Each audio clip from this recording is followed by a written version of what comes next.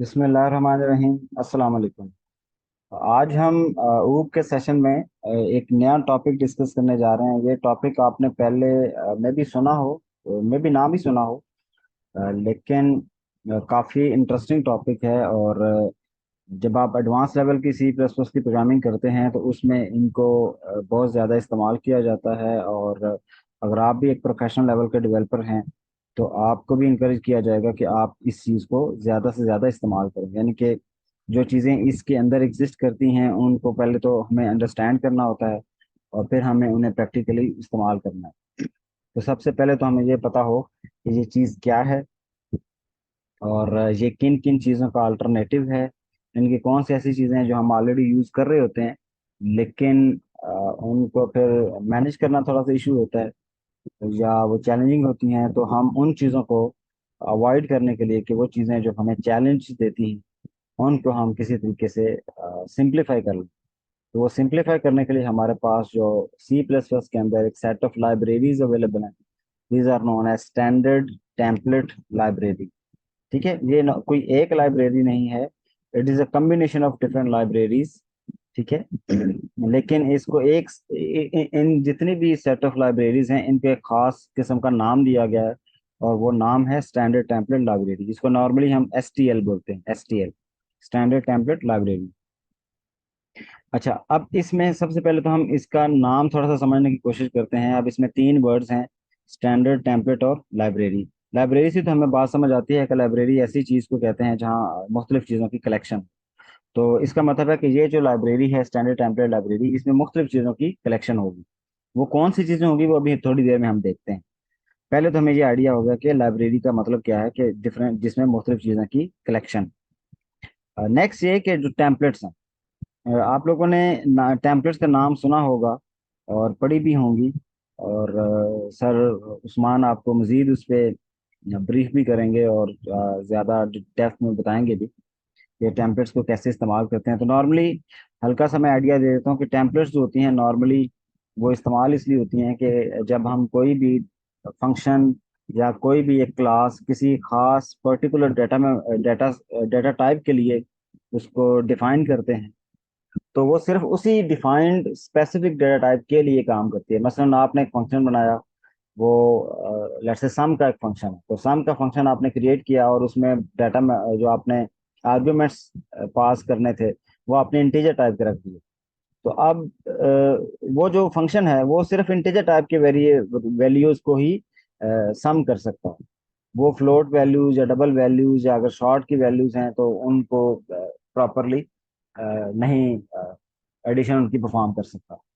तो इसके लिए फिर हम क्या करते हैं, हमने अगर आपको याद हो तो हमने क्लास में इसका एक सोल्यूशन भी पढ़ा था कि अगर ऐसा आपने करना हो ना कि एक ही अ, एक फंक्शन आपने बनाना हो, एक ही नाम का फंक्शन बनाना हो और आपने डिफरेंट डेटा टाइप्स के लिए उसकी सपोर्ट देनी हो, तो हमने एक मेथड ओवरलोडिंग का एक फंक्शन टाइप यानी कि मेथड ओवरलोडिंग का एक कॉन्सेप्ट पढ़ा था, जिसमें हमने देखा था कि हम एक ही नाम के विद सेम सिग्नेचर, बल्कि सेम सिग्नेचर नहीं डिफरेंट सिग्नेचर के साथ हम डिफरेंट सेट ऑफ फंक्शंस बनाते हैं जिनका नाम सेम होता है लेकिन उनके सिग्नेचर डिफरेंट होते हैं, उनके आर्गुमेंट्स चेंज होते हैं।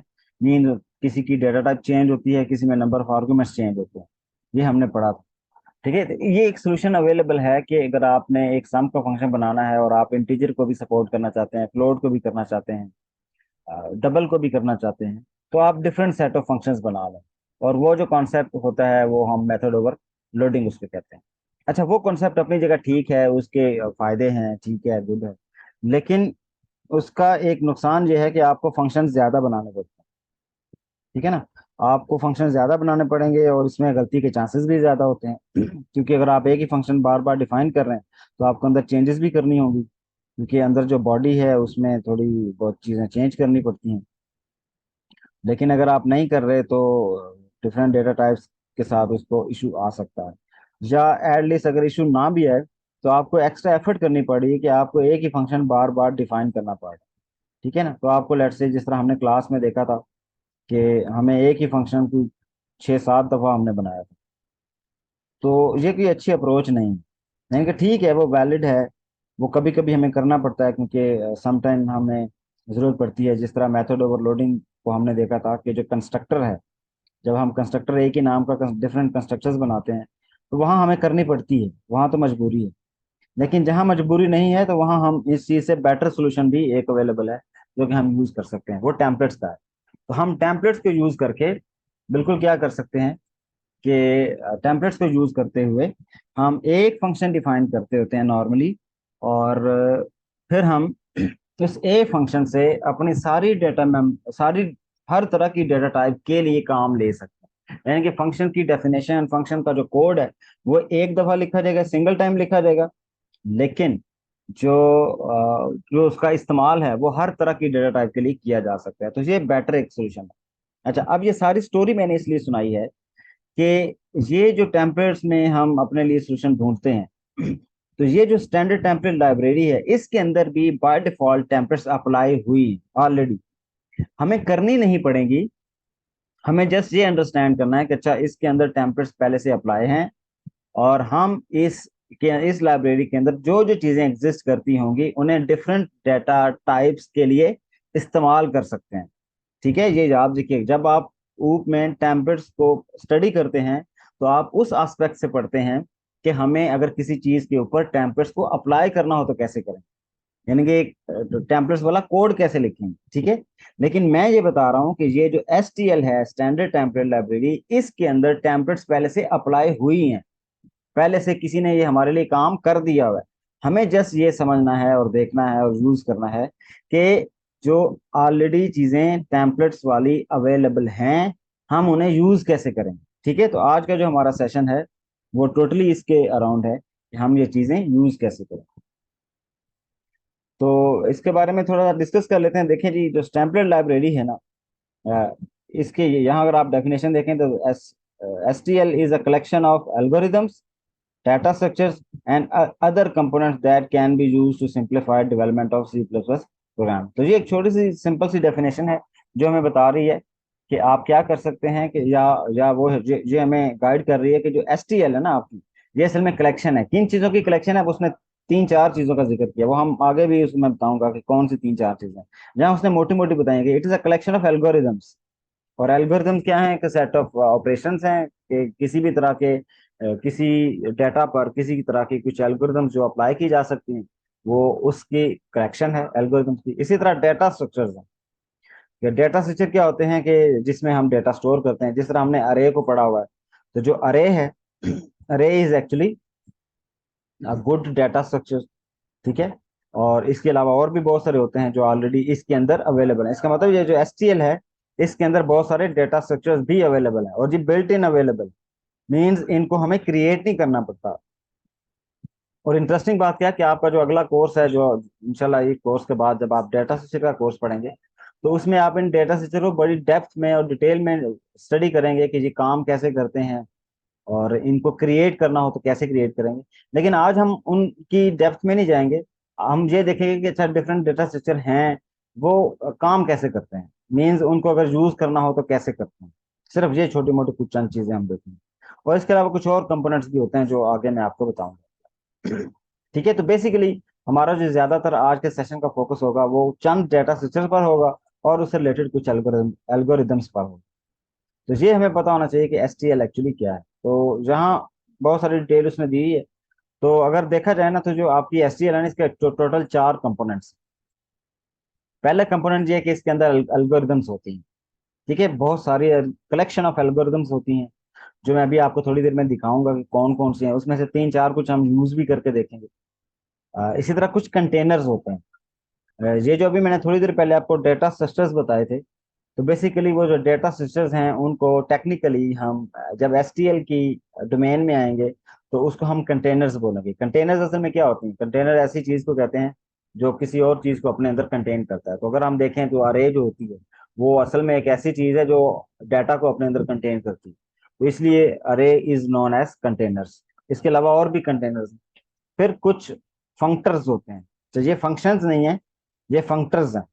ये खास किस्म के चीजें होती हैं, ये फंक्शन के ऑब्जेक्ट्स होते हैं, या यूं कह लें कि ये फंक्शन के पॉइंटर्स होते हैं काइंड ऑफ। लेकिन हम इसके डिटेल में नहीं जाएंगे और मैं आपको ये बताऊंगा भी नहीं, क्योंकि ये काफी इन डेप्थ कॉन्सेप्ट है इनका, तो अभी हम कंफ्यूज नहीं होना चाहते। एक इसी तरह जो आइट्रेटर्स हैं, ये तीन, ये जो आइट्रेटर्स हैं, ये यूं समझे कि जिस तरह पॉइंटर्स होते हैं। आप हमने पॉइंटर्स पढ़े थे, अगर आपको याद हो तो हमने क्लास के पॉइंटर्स भी बनाए थे। ठीक है ना, हमने क्लास के भी डिफरेंट पॉइंटर्स बनाए थे, और उसमें हमने उन क्लासेस के ऑब्जेक्ट्स भी रखे थे। अगर आपको याद हो तो हमने जब एसोसिएशन वगैरह पढ़ी थी, तो उस एसोसिएशन में हमने ऑब्जेक्ट्स क्रिएट किए थे मेन फंक्शन में, और फिर उनके एड्रेसेस जो थे वो हमने ये दूसरी क्लास में पास किए थे। तो जो वो जो पॉइंटर्स हम क्रिएट करते हैं क्लासेस के, तो बिल्कुल जो आइट्रेटर्स हैं ये उसी तरह के काइंड ऑफ पॉइंटर्स हैं, लेकिन ये बड़े स्पेशल किस्म के पॉइंटर्स हैं।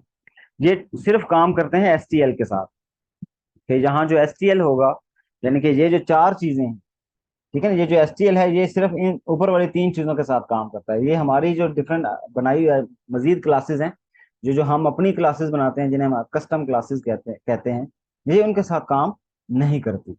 ठीक है, ये आपको पता होना चाहिए।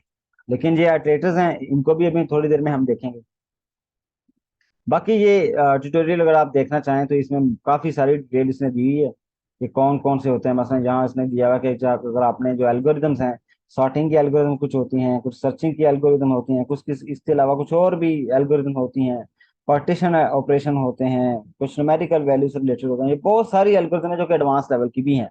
इसमें कुछ बेसिक लेवल की भी हैं और कुछ एडवांस लेवल की। मैं आपको बेसिक्स वाली जो है ना, जो बेसिक लेवल की हैं, जो आपने ऑलरेडी प्रोग्रामिंग आईटीपी के कोर्स के अंदर या इवन के अपने ऊप के कोर्स के अंदर कुछ छोटी मोटी चीजें यूज की हैं, तो हम उससे रिलेटेड आपको थोड़ी सी मैं आपको डेमो भी दूंगा। इसके अलावा कुछ कंटेनर्स होते हैं, कंटेनर्स में बहुत सारे हैं। आपके कुछ सीक्वेंस कंटेनर्स होते हैं, कुछ कंटेनर अडाप्टर्स होते हैं, कुछ एसोसिएटिव कंटेनर, ये तीन तरह की कैटेगरीज है। ठीक है, ये तीन तरह की कैटेगरीज के कंटेनर्स होते हैं। कंटेनर्स का मतलब डाटा स्ट्रक्चर, तीन डिफरेंट तरह के डाटा स्ट्रक्चर होते हैं। इसमें से जिस तरह वेक्टर है, लिस्ट है, तो ये वेक्टर और लिस्ट को हम थोड़ा सा देखेंगे। और इसके अलावा क्यू है, स्टैक है, इनको हम थोड़ा सा देखेंगे कैसे यूज करते हैं। और सेट को भी देख लेंगे थोड़ा सा कि ये कैसे यूज करते हैं। ठीक है, थोड़ा थोड़ा बस इनको टच करेंगे ताकि हमें आइडिया हो जाए कि ये चीजें कैसे काम करती हैं। अच्छा, इसके अलावा कुछ जो आइटरेटर्स होते हैं, वो क्या होते हैं, they are just like pointers, लेकिन ये जितने भी एसटीएल के कंटेनर्स हैं ये हमेशा उनके साथ काम करते हैं, ये उनके अलावा काम नहीं कर सकते। ठीक है। अच्छा, ये तो मैंने मोटी मोटी आपको चीजें बता दी कि अच्छा एसटीएल में क्या होता है, कौन कौन सी चीजें चीजों से मिलके ये बनती है। ये चार चीजें ऐसी हैं जो मिलके एसटीएल को बनाती हैं, और इसके अंदर ये एक अलग से एक पूरी दुनिया है। तो इसका अगर आप एक्सप्लोर करना चाहें तो इस पे आप अच्छा खासा टाइम लगाएं, ताकि आने वाले दिनों में जब आप सी प्लस प्लस की प्रोग्रामिंग कर रहे हो, तो आप एक प्रोफेशनल लेवल की प्रोग्रामिंग कर रहे हो। तो जो प्रोफेशनल लेवल के प्रोग्रामर्स होते हैं ना सी प्लस प्लस, वो हमेशा इन चीज़ों का, एसटीएल की जो अवेलेबल चीज़ें हैं, जिसमें इसके कंटेनर्स हैं, इसके आइटरेटर्स हैं और इसके एल्गोरिथम हैं, इन तीन चीज़ों का ये बहुत ज़्यादा इस्तेमाल करते हैं। तो ये हमें भी आनी चाहिए। अच्छा, अब मैं एक और चीज़ आपको दिखाता हूँ। आज असल में मैं आपको ना वो चीजें बताने जा रहा हूँ जो प्रैक्टिकली आपको जिंदगी में फायदा देंगी। इसका ताल्लुक शायद कोर्स से तो नहीं होगा, ये अभी शायद आपके कोर्स में, ये आपके एग्जाम में भी नहीं आएंगी। लेकिन ये जब आप आगे जाके डिफरेंट एडवांस लेवल के लोगों का कभी कोड नेट पे देखें और उन्होंने इस तरह की चीजें इस्तेमाल की हों, तो आप एटलीस्ट उनका कोड समझ आएगा। और इसी तरह कल को उस तरह का कोड आप खुद लिखना चाहें तो वो भी आपको काफी फायदा देगा। अच्छा, ये एक वेबसाइट है C++.com के नाम से। ठीक है, ये C++ की ऑफिशियल वेबसाइट है।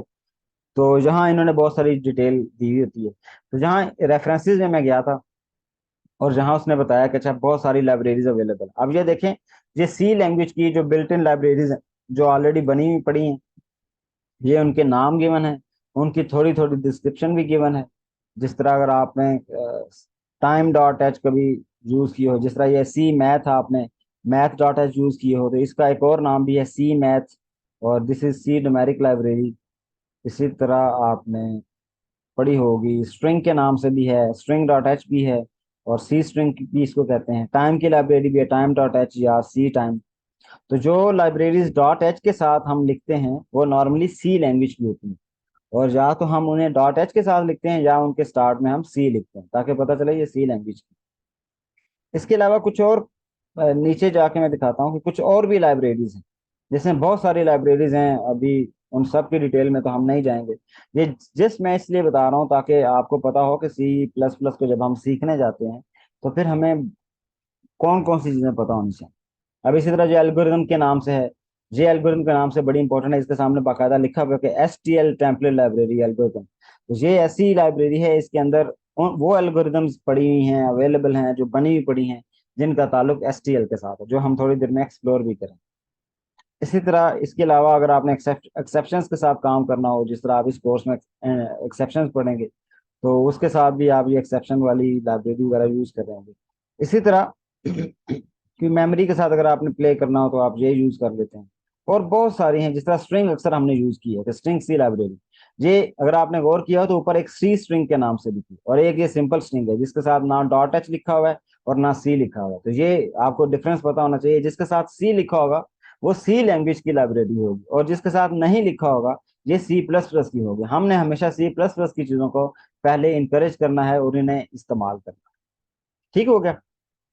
अच्छा, इसके अलावा जहां अगर आपको कुछ कंटेनर्स दिखाता हूँ, जहां बहुत सारे ये कंटेनर्स पड़े हुए हैं, उन्होंने बताया कि अच्छा ये कंटेनर्स हैं, ये भी आप सब यूज कर सकते हैं। जाहिर है ये सारे तो हम आज के सेशन में नहीं देख सकेंगे, लेकिन मैंने जस्ट आपको एक हिंट देना था, एक पाथ देना है आज, कि अगर आप में से वो लोग जो थोड़ा सा अपने स्किल्स को एडवांस करना चाहते हैं, जो सी प्लस प्लस में एटलीस्ट बजाय सिर्फ बेसिक से थोड़ा सा अपने आप को टॉप लेवल पे अच्छे डेवलपर, अच्छे प्रोग्रामर बनना चाहते हैं या अपने आप को बनाना चाहते हैं, तो ये उनके लिए असल में आज सेशन है कि वो अपने आप को बेहतर एक बंदा बना सकें या एक अच्छा डेवलपर बना सकें। ठीक है, तो आई होप ये चीज़ें आपको हेल्प करेंगी इन फ्यूचर। तो ये बहुत सारे हैं, मैं अभी आपको बताऊंगा कुछ ऐसे जिनको कोड करके बल्कि बताऊंगा कि ये इनको हम इस्तेमाल कैसे करते हैं। ठीक है, तो यहाँ अगर किसी का कोई कंफ्यूजन हो, किसी का कोई क्वेश्चन हो, तो आप अभी पूछ सकते हैं।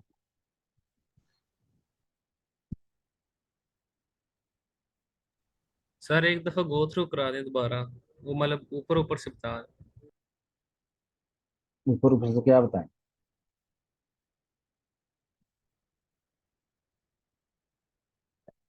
सर शुरू में आवाज क्लियर नहीं आ रही। अच्छा, वो मैंने पहले ये बताया था कि ये जो टेम्पलेट लाइब्रेरी है, इस तरह ये STL है, तो STL बेसिकली कलेक्शन है मुख्तलिफ चीज़ों की।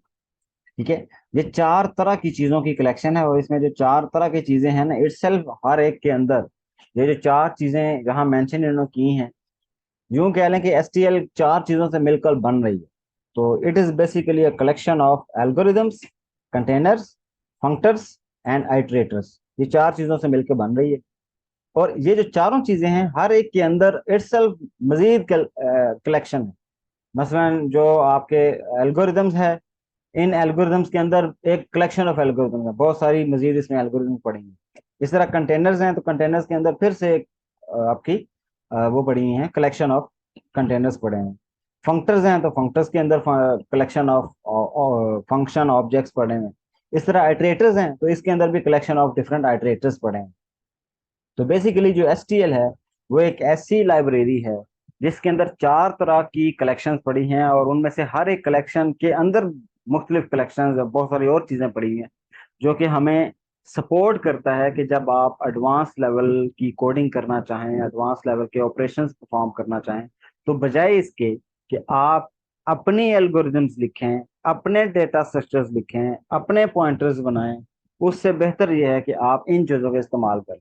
उसकी वजह क्या है कि इन चीज़ों को हमें क्यों प्रेफर करना चाहिए, वो इसलिए पहले नंबर पे तो हमारी एफर्ट बचेगी कि हमें खुद से जीरो से इम्प्लीमेंट नहीं करना पड़ेगा, जीरो से कोड नहीं लिखना पड़ेगा। कुछ चीज़ें इन्होंने हमारे लिए की हुई हैं, हम उन्हें इस्तेमाल कर लेंगे। मसलन जिस तरह हमारे डिफरेंट जो डेटा स्ट्रक्चर्स, तो अब अगर आपने कोई भी डेटा स्ट्रक्चर अरे के अलावा इस्तेमाल करना हो, तो वो हमें खुद पहले उसका कोड करना पड़ता है, तब हम उसको लिख सकते हैं। ये आप अगले कोर्स में जब इंशाल्लाह जाएंगे ना, तो तब आपको बड़े अच्छे से आइडिया हो जाएगा कि ये जो मैं बात कर रहा हूँ कि कोई भी डाटा स्ट्रक्चर यूज करने से पहले हमें उसे कोड कैसे करना पड़ता है।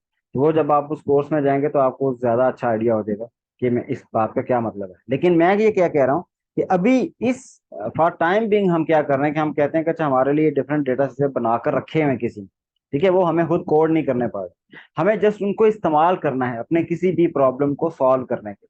ठीक है, तो आज हम ये देखेंगे, छोटी छोटी प्रॉब्लम्स लेंगे और उनमें देखेंगे कि हम इनको रिजॉल्व कैसे करते हैं, इनको इनमें डिफरेंट डेटा स्ट्रक्चर इस्तेमाल कैसे करते हैं। तो ये बेसिकली हमारा आज का एजेंडा क्या है। क्लियर हुई बात? जी सर। और तो किसी को कोई कंफ्यूजन नहीं?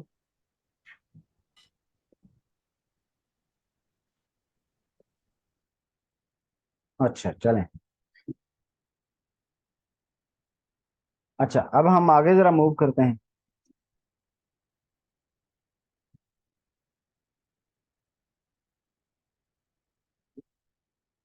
अब मैं ऐसा करता हूँ कि ना मैं आपको यहाँ से, अच्छा ये एक और मैंने लिंक खोला हुआ है जिसमें इसने बताया हुआ है कि कंटेनर्स क्या है।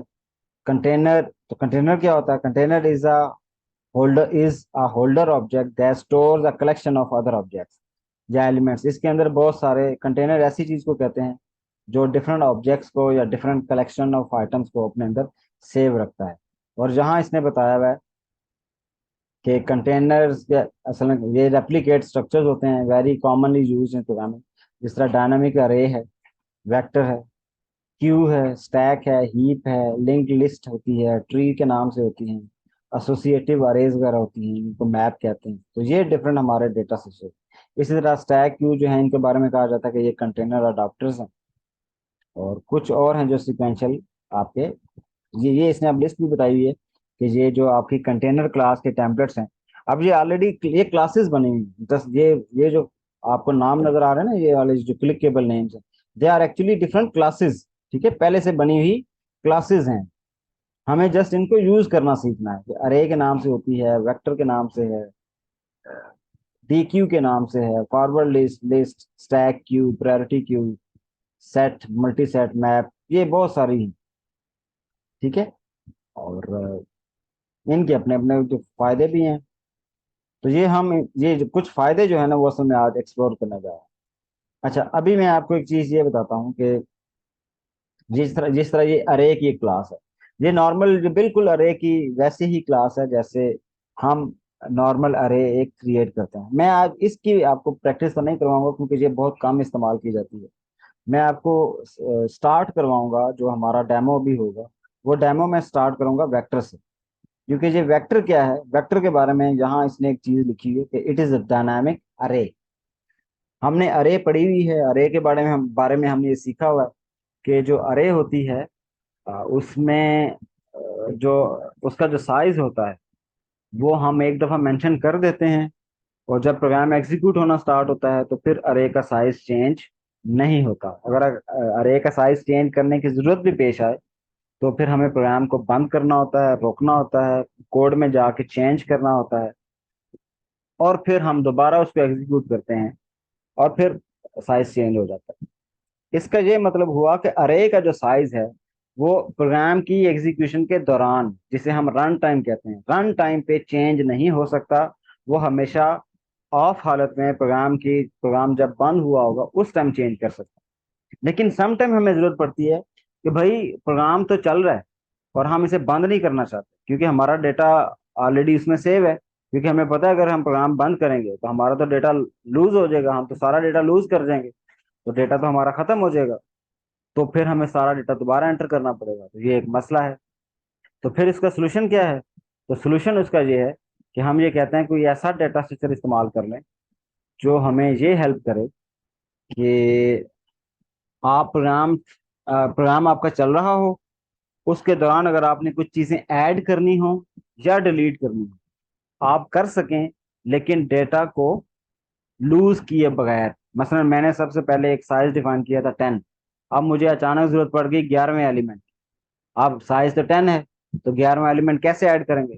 तो जो ये डायनामिक अरे है जिसका नाम एक्चुअली वेक्टर है, ये हमें हेल्प करता है कि अच्छा भाई आपने परेशान नहीं होना, कोई टेंशन नहीं लेनी। आपने सिंपली क्या करना है, आपने मुझे बताना है कि भाई ये 11वां एलिमेंट भी ऐड कर दो, तो मैं चुप करके आपके लिए ये जो 11वां एलिमेंट है ये ऐड कर दूंगा। तो इस तरह क्या होगा, हमारा पुराना हमें प्रोग्राम भी बंद नहीं करना पड़ेगा, जिस वजह से हमें डेटा भी लूज नहीं करना होगा, और हमारे नए एलिमेंट्स भी ऐड हो जाते हैं। इसी तरह अगर 11वां एलिमेंट के बाद 12वां ऐड करना हो तो जितने मर्जी ऐड करने हो इसमें कोई लिमिट नहीं। लिमिट तब तक ही है जब तक आपकी रैम फुल नहीं हो जाती। तो आपको पता है कि रैम का फुल होना जो है वो आज फिलहाल तो हमारे लिए इतना मसला नहीं। हाँ, जब हम सर्वर्स पे और उन चीज़ों पे बात करते हैं तो वहाँ रैम का फुल होना और उन चीज़ों की सेंस बनती है। फिलहाल हमारी मशीन पे तो इसकी सेंस नहीं बनती। ठीक है जी, यहाँ तक आपको क्लियर है?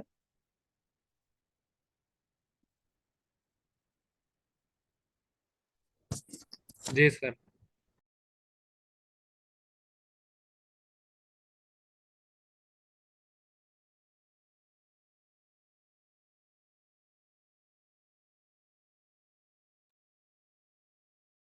अच्छा चलें, अब हम एक छोटा सा डेमो करते हैं और फिर मैं आपको कुछ चीज़ें बताता हूँ। अच्छा, इस डेमो के दौरान कोशिश आपने ये करनी है कि इस कोड को आपने समझना है अच्छे से। और अगर इशू हो ना किसी किस्म का भी, आपको फीलिंग आए कि ये समझ नहीं आया, तो ये फौरन आपने पूछना है। क्योंकि इसमें ऐसी छोटी छोटी चीज़ें हैं जो अगर आप अभी मिस करेंगे तो फिर आपको आगे वो प्रॉपरली चीज़ें समझ नहीं आ सकेंगी।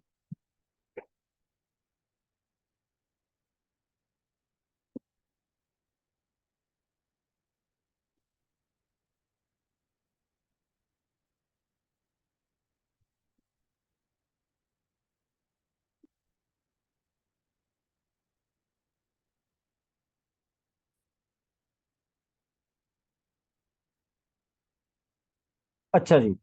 अच्छा, अब मैं क्या करने जा रहा हूँ, मैं आपसे ये कहता हूँ कि please create a vector to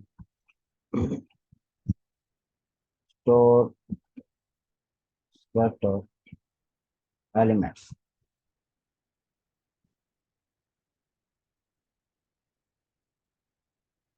ठीक है जी। अच्छा, सबसे पहले तो ये हमें क्या बनाना है, हमें वेक्टर क्रिएट करना। तो वेक्टर बनाने के लिए यहाँ मैंने आपको एक चीज दिखाई थी कि वेक्टर बनाने के लिए जहाँ एक वेक्टर की क्लास अवेलेबल। ठीक है, ये वाली, ये वेक्टर की एक क्लास अवेलेबल। और इस पे मैं क्लिक करता हूँ और ओपन करता हूँ इसको न्यू टैब में। तो जहाँ इसने बताया हुआ कि ये क्लास टेम्पलेट है, और जहाँ नीचे कुछ और भी चीज़ इसने डिटेल में बताई हैं कि vectors are sequential container representing arrays. ये बात बड़ी इंपॉर्टेंट है कि ये जो वेक्टर है it is representing arrays that can change in size. तो नॉर्मली हमें पता है कि अरे का जो साइज है वो रन टाइम पर चेंज नहीं हो सकता, लेकिन ये वेक्टर ऐसी अरे है जो रन टाइम पर अपना साइज चेंज कर देती है। तो इसका मतलब है कि मैं ये आपको रिकमेंड करूंगा कि आने वाले वक्त में जैसे जैसे आप जहां जहां आपको अरे की जरूरत पड़े तो आप सिंपल अरे खुद से बनाने की बजाय ये वेक्टर का इस्तेमाल करें, ताकि एक तो प्रैक्टिस हो जाए, दूसरा अगर आपको रन टाइम पे कभी साइज चेंज करना पड़े तो वो भी आप इजीली कर सकते। और यहाँ नीचे जाकर ना इसने बताया हुआ है कि इसके मुख्तलिफ अवेलेबल फंक्शन भी हैं। जैसे मैंने बताया ना कि ये तो क्लास है, ये वेक्टर के नाम से तो क्लास बनी हुई है। अब इस क्लास के अंदर क्या होते हैं, इस क्लास के अंदर डिफरेंट, आपको पता है कि इसके अंदर सेटर्स होते हैं। नॉर्मली तो हम अपने सेटर्स और गेटर्स अपने खुद बनाते हैं, और इसके अंदर कंस्ट्रक्टर्स अवेलेबल हैं और डिफरेंट और रिलेटेड ऑपरेशंस या जिसे रिलेटेड फंक्शन कहते हैं वो अवेलेबल हैं। लेकिन ये जो हमारी क्लास है इसके अंदर सेटर गेटर नहीं होते।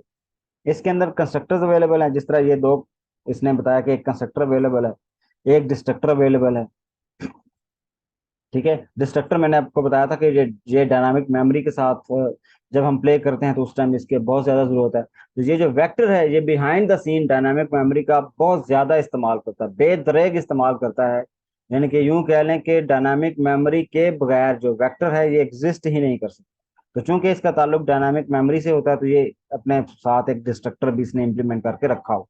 उसको मैनेज करने की जरूरत हमें नहीं है, क्योंकि वो उसने ऑलरेडी कोड कर दिया बंदे ने जिसने भी करना था। हमें ये बस हम यूज करते हैं, वो कंस्ट्रक्टर भी चलता है हमारे लिए, काम हो जाता है। डिस्ट्रक्टर भी चलता है, वो हमारे लिए डायनामिक मेमोरी को डिस्ट्रॉय कर देता है। तो इसकी फिक्र हमें करने की जरूरत नहीं है। इसके अलावा कुछ ऐसे ऑपरेशन हैं जिनका ताल्लुक आइटरेटर्स के साथ है। जब हम पॉइंटर्स के साथ प्ले करेंगे अभी थोड़ी देर में, तो फिर हमें इन सेट ऑफ फंक्शन की जरूरत पड़ेगी जिसमें बिगिन है, एंड है। खास तौर पे ये दो ऐसे फंक्शन हैं जिनको हम बहुत ज्यादा यूज करते हैं, तो हम भी इन्हीं यूज करेंगे।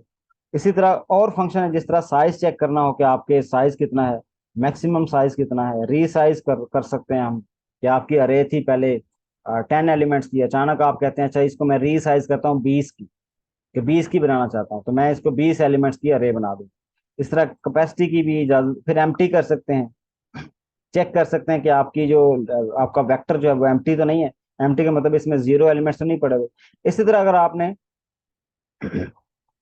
कोई स्पेस वगैरह रिजर्व करनी हो तो वो भी कर सकते हैं। इस तरह श्रिंक वगैरह करना हो तो ये भी कर सकते हैं। ये कुछ एडवांस चीजें हैं, इनमें इनकी उसमें डेप्थ में हम नहीं जाएंगे। हम बस साइज को, मैक्स साइज को और एम्प्टी वगैरह को देखेंगे, और इसके अलावा कुछ नीचे और फंक्शंस हैं उनको देखेंगे। एक तो ये ऑपरेटर यूज किया जा सकता है कि ये जो जिस तरह अरे में डबल जो आप स्क्वायर ब्रैकेट्स लगाते हैं और उसमें इंडेक्स बताते हैं, तो ये बिल्कुल वो चीज की जा सकती है। सेम काम ऐड की मदद से भी किया जा सकता है कि अगर आप चाहते हैं ना कि मैं ब्रैकेट्स की बजाय कोई फंक्शन इस्तेमाल कर लूँ और उसमें इंडेक्स बताऊं तो मुझे उस इंडेक्स की वैल्यू आ जाए, तो वो ऐड के नाम से एक फंक्शन बना हुआ है, वो हमें हमारे लिए काम कर सकता है। मैं अभी आपको डेमो भी दूंगा, ज्यादा अपने फिक्र नहीं करना। ये फ्रंट का फंक्शन है, ये हमें फर्स्ट एलिमेंट रिटर्न करता है, बैक लास्ट एलिमेंट को रिटर्न करता है, डेटा जो है ये डेटा की एक्सेस देता है, वगैरह वगैरह वगैरह। इसी तरह कुछ और फंक्शन है जिसमें पुश बैक और पॉप बैक है, ये हम थोड़ा इस्तेमाल करेंगे। पुश बैक जो है ये न्यू एलिमेंट्स को ऐड करता है आपकी अरे के आखिर पे। इसी तरह अगर आपने आखिर से डिलीट करना हो लास्ट एलिमेंट को तो पॉप कर देता है। इंसर्ट करना हो तो इसमें पोजीशन बता सकते हैं कि अगर दरमियान में या स्टार्ट में या किसी भी पोजीशन पे आप एलिमेंट्स को इंसर्ट करने हैं तो आप कर सकते हैं। इरेज भी कर सकते हैं। अगर आपने एलिमेंट्स को स्वैप करना है तो वो कर सकते हैं। क्लियर करना हो, पूरी पूरी पूरे वेक्टर को क्लियर करना हो कि इसमें जो कुछ सेव था वो सब डिलीट कर दो, तो हम ये क्लियर भी कर सकते हैं। तो ये कुछ चंद फंक्शन हैं जिनको हम यूज करेंगे। ठीक है, तो आपको आई होप आइडिया हो जाएगा और अच्छा सा आइडिया हो जाएगा कि इसको यूज कैसे करें। तो सबसे पहले तो हमें ये पता है कि जब भी हम वेक्टर की इस क्लास को इस्तेमाल करना चाहेंगे तो हमें इसके साथ एक हेडर फाइल लगानी पड़ेगी और उसका नाम है वेक्टर। ठीक है जी, तो वेक्टर की क्लास बनाई और फिर हमने क्या करना है, एक वेक्टर बनाना है। अच्छा, अब वेक्टर कैसे बनाना है? हमें पता है कि जब भी हम किसी क्लास को इस्तेमाल करना चाहते हैं तो सबसे पहले तो हम क्लास का नाम लिखते हैं। ठीक है, और फिर हम ऑब्जेक्ट का नाम लिखते हैं। मसलन मैं ऑब्जेक्ट का नाम रखता हूँ V1। तो इसका मतलब मैं क्या कह रहा हूँ कि एक वेक्टर है, उस वेक्टर की, ये वेक्टर की क्लास है जो कि ऑलरेडी बनी हुई। ठीक है, और उसके ऑब्जेक्ट का नाम है V1 यानी कि वेक्टर नंबर 1। लेकिन ये हमें एरर दे रहा है। एरर क्यों दे रहा है? वो कहता है कि भाई मैं जो वेक्टर की क्लास हूं मैं तो टेम्पलेट वाली क्लास हूं। ठीक है, तो आपने तो मुझे ये बताया ही नहीं है कि मैं वेक्टर क्रिएट करूं, वेक्टर मींस एक अरे क्रिएट करूं। लेकिन आपने मुझे डेटा टाइप तो बताई ही नहीं है कि कौन सी डेटा टाइप की अरे बनानी है, तो वो तो बताएं। तो हम क्या करेंगे, इसके साथ लगाएंगे एंगल ब्रैकेट्स। क्या लगाएंगे? Angle brackets. उसको हम क्या बोलेंगे? Angle brackets. और इसके दरमियान में हम लिख देंगे इंट।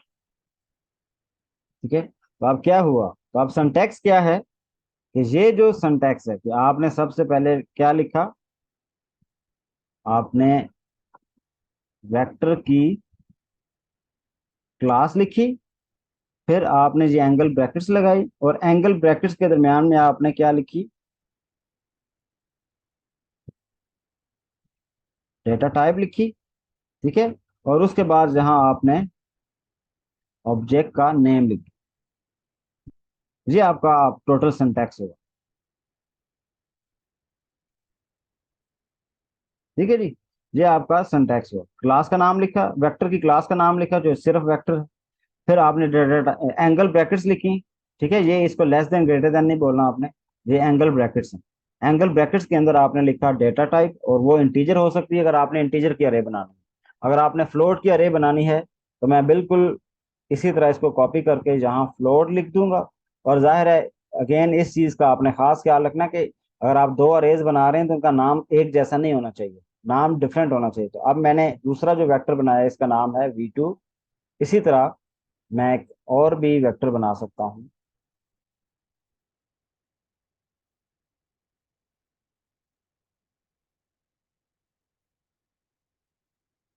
और इसको मैं कहता हूँ ये शॉर्ट टाइप का है, और ये 3। ठीक है, तो अब क्या हुआ, अब मैंने तीन डिफरेंट तरह के वेक्टर्स बना दिए हैं। वेक्टर्स मींस अरे। ठीक है। रीसाइजेबल, इसको मैं इसके साथ लिख देता हूँ ताकि आपको आसानी रहे। रीसाइजेबल अरे, रीसाइजेबल अरे, ठीक है। तो अब इसका मतलब मैंने 3 रीसाइजेबल अरेज बना दी हैं। तो हमें आइडिया हो रहा है कि अच्छा ये कैसे काम, ठीक है। तो ये सिर्फ मैंने क्या किया, ये जस्ट मैंने डिफाइन किए हैं या डिक्लेयर किए हैं ऑब्जेक्ट्स, ठीक है। अब बाद में अब इनमें डेटा सेव करवाया जा सकता है। तो सबसे पहले चंद चीजें ऐसी हैं जो मैं यहाँ मेंशन करता हूँ ताकि,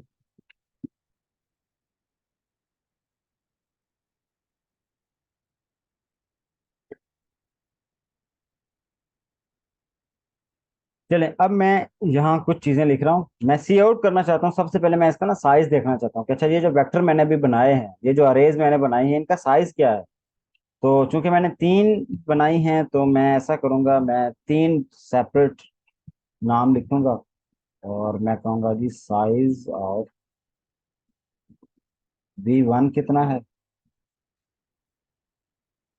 और जी मैं क्या लिखूंगा, मैं लिखूंगा V1 डॉट, और साइज का फंक्शन होता है, ठीक है। साइज का फंक्शन होता है, और लास्ट में लिख दिया मैंने एंड है, ठीक है। तो ये मेरे फर्स्ट वेक्टर का साइज बता देगा। इसी तरह मुझे तीनों का डिस्प्ले करना है, तो मैंने लिखा तीनों का, यहाँ फिर मैंने नाम चेंज कर दिया। अब ये तीनों का मैंने सिंपल अभी साइज प्रिंट किया। मैं देखना चाहता हूँ कि अभी मैंने सिर्फ वेक्टर क्रिएट किया है, इसमें मैंने कोई डेटा सेव नहीं करवाया। तो अगर इसका मैं साइज चेक करना चाहूँ तो ये साइज क्या होगा, तो हम इसको एग्जीक्यूट करते हैं।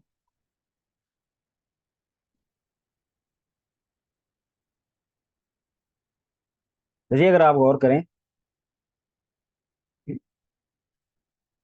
तो ये देखें, ये क्या हुआ, वो कहता है जी पहले वेक्टर का साइज भी 0 है, दूसरे का साइज भी 0 है, तीसरे का साइज भी 0 है। तो ये 0 क्यों है, उसकी वजह यह है क्योंकि हमने अभी इन वेक्टर्स के अंदर किसी किस्म का कोई भी डाटा सेव नहीं करवाया, ठीक है। अब मैं आपको इसमें डेटा सेव करवा के और फिर चेक करवाता हूँ कि अगर साइज फिर क्या होता है।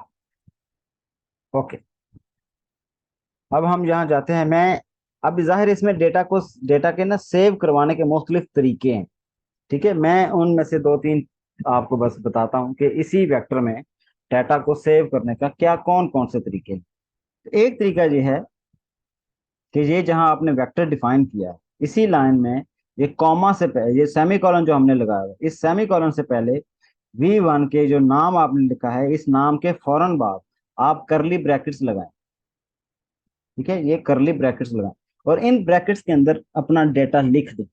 मसलन मैंने इसमें लिखा 789, 546, 123, ये ये लिख दिए, ठीक है। ये टोटल कितने एलिमेंट्स हैं, ये तकरीबन 6 एलिमेंट्स जो मैंने इसमें लिख दिए। ये मैंने हार्ड कोड कर दिए, मींस मैंने रन टाइम पे मैंने कहा जब भी ये प्रोग्राम चले तो इस वेक्टर 1 के अंदर बाय डिफॉल्ट ये वाला से डेटा सेव हो जाए, ठीक है। ये सेव हो जाए, ठीक है, हो गया। अब मैं कहता हूँ ये जो शॉर्ट है, इस शॉर्ट में भी सेव करवा देते हैं। शॉर्ट चूंकि छोटा होता है तो इसमें हम कुछ एलिमेंट्स बस 20, यशवा की 8 सेव करवा देते हैं, ये तो अभी 17 का है। उसके बाद हम जो अपना मुबीन है, मुबीन की सेव करवा देते हैं, ये 20 का है, अगेन 20 का है। और चंद और लोग हैं, कोई 13 का भी हो सकता है आप में से। मोहसिन हमारा 13 का था, 18 और 19 लेट से सेव करा। ये कितने एलिमेंट्स हो गए, अगेन ये 6 है। ये अभी मैं कम कर देता हूँ, मैं ये 13 वाला डिलीट कर देता हूँ क्योंकि हमें पता चला कि 13 वाला तो कोई बंदा है ही नहीं हमारे पास। तो 5 एलिमेंट्स मैंने इस वेक्टर के अंदर जो V3 है इसके अंदर सेव करवा दिया, ठीक है। ये मैंने जानबूझ के थोड़ी सी लेंथ डिफरेंट रखी है ताकि हमें पता चले जब हम दोबारा साइज देखें तो हमें फीलिंग आए कि हाँ वाकई साइज में फर्क है। अच्छा फ्लोट वाली है तो इस फ्लोट वाले में हमने GPA सेव करवा दिया।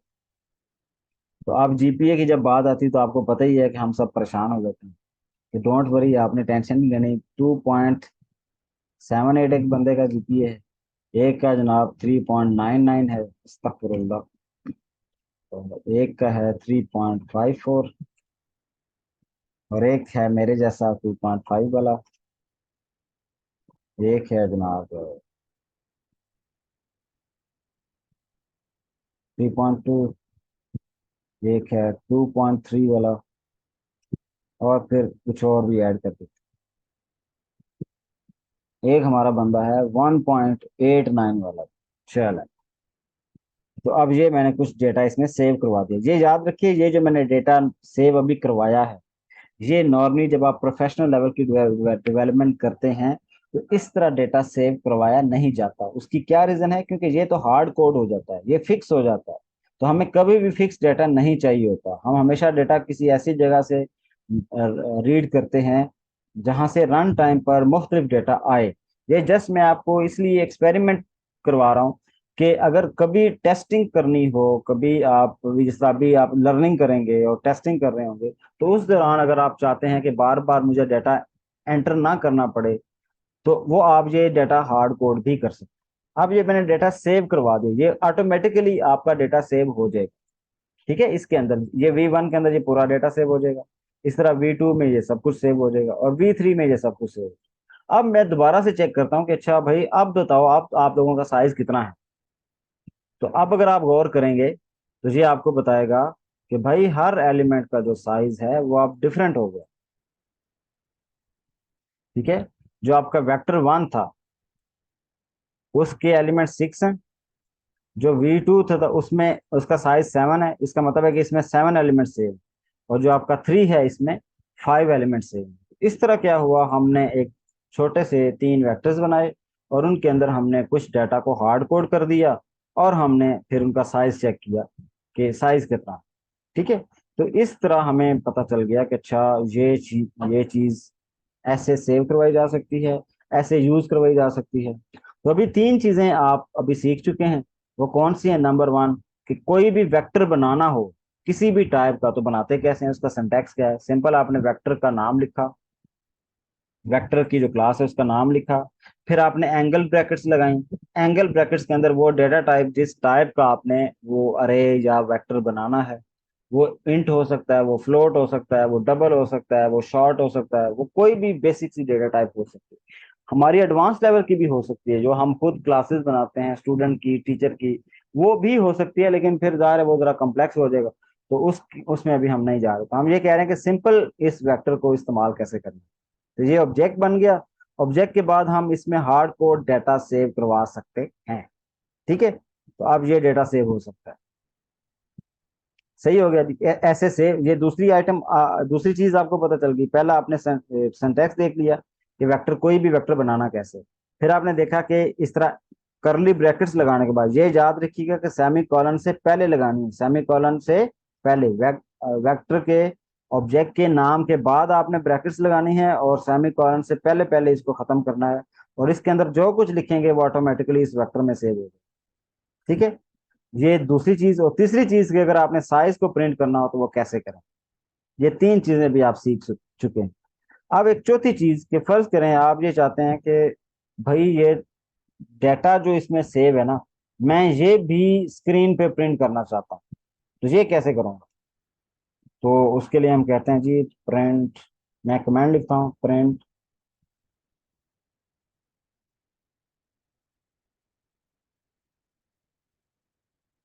कंटेंट्स या डाटा ऑफ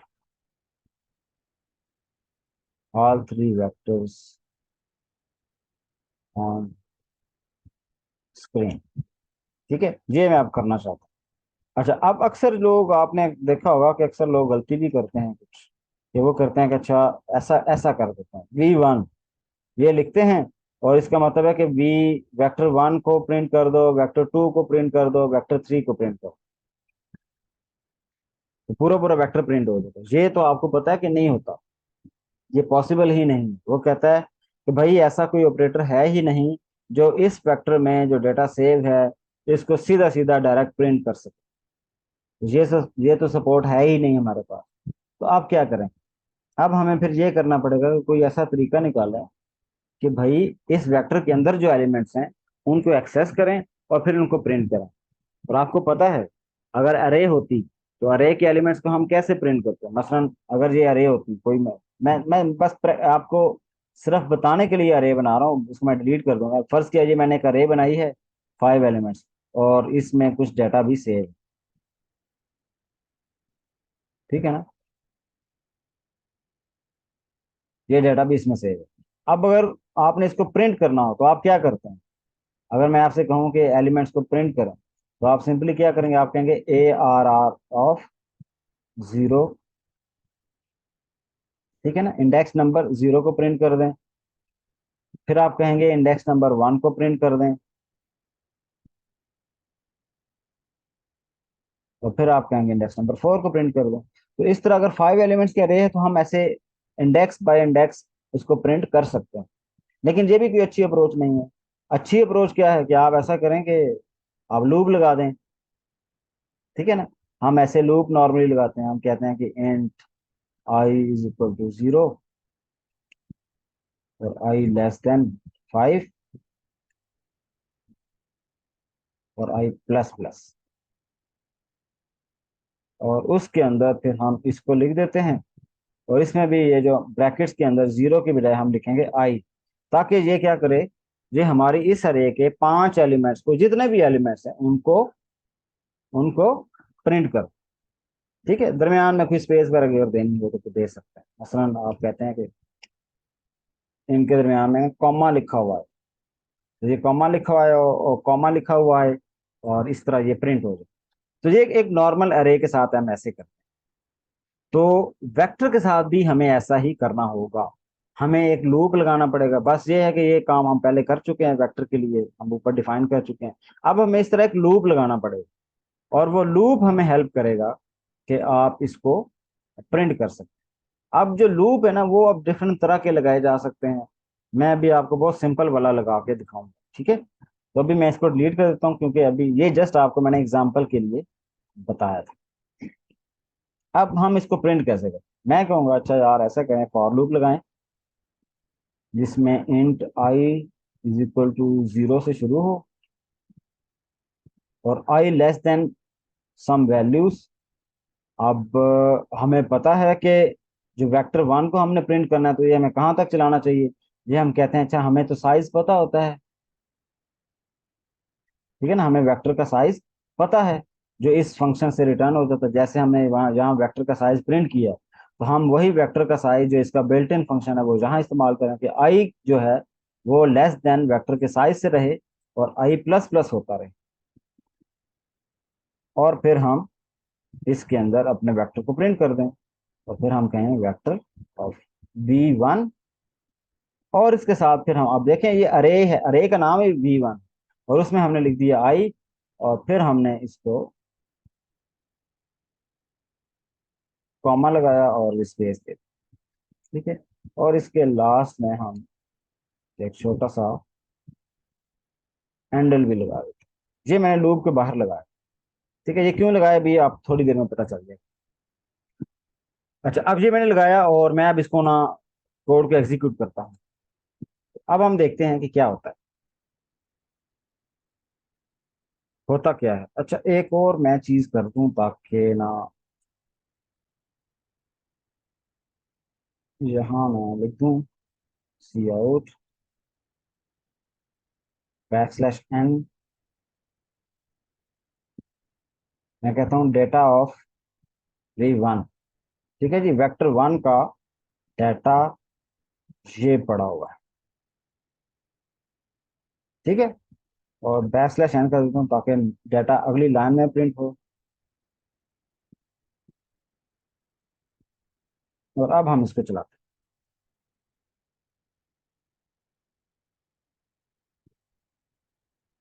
हैं। अब आप इसको जूम करके देखें, तो अब देखें सबसे पहले उसने हमें साइज प्रिंट किए हैं। उसने कहा जी 6 एलिमेंट्स थे, V1 के, V2 के 7 हैं ये।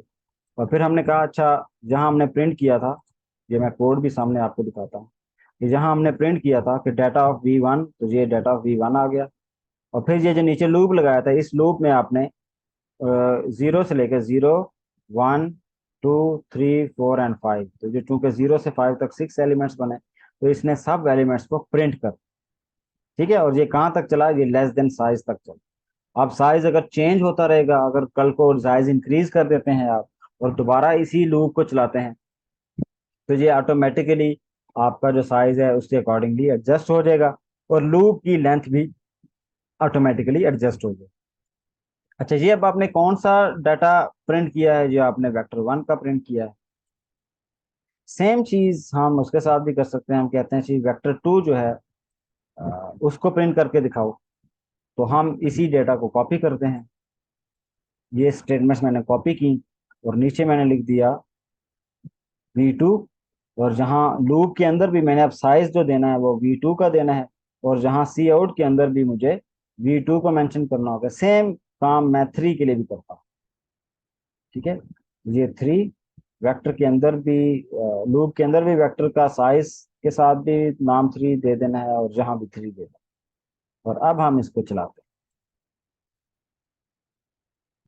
हैं। अब ये देखें, ये अगेन उसने बताया था कि ये डिफरेंट साइजेस हैं, ये एज इट इज आ रहे हैं। फिर उसने कहा चलो डेटा 1, जो वेक्टर V1 था ना, उसका ये डेटा है, जो वेक्टर 2 था उसका ये डेटा है, और जो वेक्टर 3 था उसका ये डेटा है। तो इस तरह उसने क्या किया, हमें तीनों वेक्टर्स का डेटा प्रिंट कर दिया, ठीक है। तो ये वही डेटा है जो हमने यहाँ शुरू में स्टार्ट में सेव करवाया था, ये एज इट इज उसने प्रिंट कर दिया।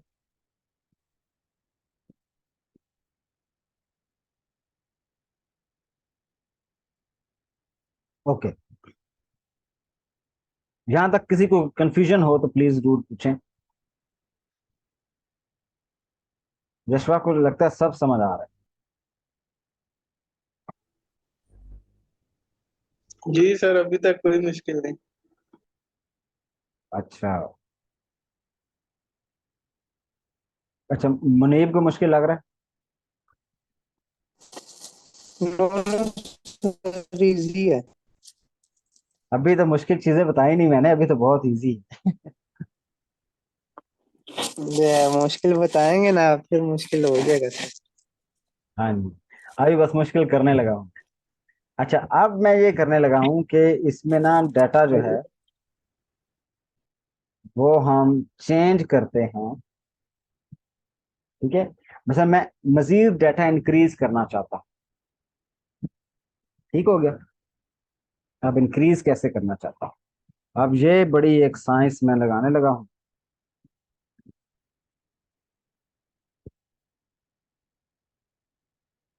मैं कह रहा हूँ जी, अब मैं कमेंट में जो मैं करना चाहता हूँ मैं कमेंट में लिखता हूँ, फिर हम इसका कोड लिखें। तो गेट डाटा फ्रॉम यूजर। अच्छा, अब जो आपने डेटा गेट करना है वो क्या क्या गेट करना है। अब फर्ज किया हमने ये जो वेक्टर 1 था, ये वेक्टर 1 असल में किसी के रजिस्ट्रेशन नंबर को रिप्रेजेंट कर रहा है, फर्ज करें। ये जो वेक्टर 2 है ये किसी का जीपीए है, लेट्स से। और ये जो वेक्टर 3 है ये लेट्स से किसी की एज है, ठीक है। तो हम तीन तरह की इंफॉर्मेशन यूजर से इनपुट लेते हैं। हम कहते हैं जी गेट डाटा, और डाटा इज अबाउट आईडी, मतलब यूजर की आईडी, और उसका जीपीए एंड उसकी एज। ये तीन तरह की चीजें हम यूजर से इनपुट लेते हैं। और ये आपने फ्रॉम यूजर, ये आपने यूजर से इनपुट लेना है। गेट डेटा या इनपुट डेटा इसको मैं कह देता हूँ ताकि हमें ज्यादा अच्छा क्लियर हो। Input data from user and store into corresponding vectors. Make sure you ask the data multiple times, ठीक है। इसमें आपने करना क्या है कि आपने ये तीन चीजें यूजर से इनपुट लेनी है, और जो भी उनके कॉरिस्पॉन्डिंग वेक्टर्स हैं, आईडी को वेक्टर 1 में सेव कराना है, जीपीए को वेक्टर 2 में, और एज को वेक्टर 3 में। लेकिन आपने जब सेव करवाना है तो आपने एक बात का खास ख्याल रखना है कि आपने डाटा जो है ना वो बार बार पूछना है उससे। मसलन एक दफा आपने पूछा अच्छा अपनी आईडी बता दो, फिर आपने कहा अच्छा दोबारा मैं पूछता हूँ कि किसी और बंदे का डेटा इनपुट करना है या नहीं। जिस तरह वो मैन्युअली काइंड ऑफ होती है कि do you want to enter data again, और हम कहते हैं यस, और फिर वो हमसे दोबारा डेटा पूछता है। तो इस तरह का काम हम करना चाहते हैं। ठीक है, ठीक हो गया। लेकिन जहाँ एक और भी मसला है कि ये जो हमारा डेटा है जो पहले से सेव है, ये तो डेटा ऑर्डर में भी नहीं है। मतलब कुछ किसी में एलिमेंट्स कम हैं, किसी में ज्यादा हैं, किसी में और लिहाज से हैं। तो यानी कि इनका जो लेंथ है वो बराबर नहीं है। तो हम लेंथ बराबर भी रख सकते हैं और नहीं भी रख सकते, लेकिन फिलहाल चलो उसके बगैर ही मैं आपको करके दिखाता हूँ कि उसके बगैर ही कैसे करें। अच्छा, सबसे पहले तो हम ये देखेंगे कि अगर हमने यूजर से मल्टीपल टाइम्स पूछना हो तो ये कैसे करें। तो मल्टीपल टाइम्स करने के लिए आपको पता है कि हम डू वाइल का लूप लगाते हो। तो हम डू वाइल लगाएंगे।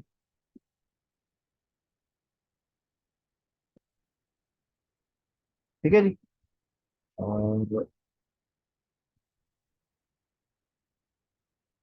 ये ऐसे हमने डू वाइल लूप लगाया, और इस लूप में क्या कंडीशन होगी वो मैं हम अभी थोड़ी देर में देखते हैं। लेकिन इस डू वाइल में हम करेंगे क्या।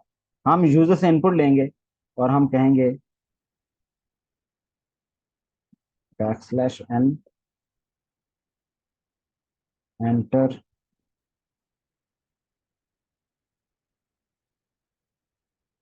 यूजर्स आईडी और सीन ले लेंगे। इसके लिए हमें एक वेरिएबल आईडी भी चाहिए होगा जो अभी हमने बनाया ही नहीं। वो हम थोड़ी देर में बना लेते हैं। फिर हमें इसी तरह तीन चीजें चाहिए। यूजर की आईडी ले ली, यूजर का जीपीए ले लिया, जीपीए के लिए हमें जीपीए का वेरिएबल चाहिए होगा, और तीसरी हमें उसकी एज लेनी है। एज के लिए हम एज का वेरिएबल लेंगे। ठीक है। और ये तीनों वेरिएबल अभी हमने क्रिएट नहीं की, तो ये हम ऊपर जाते हैं और वहां बना लेते हैं।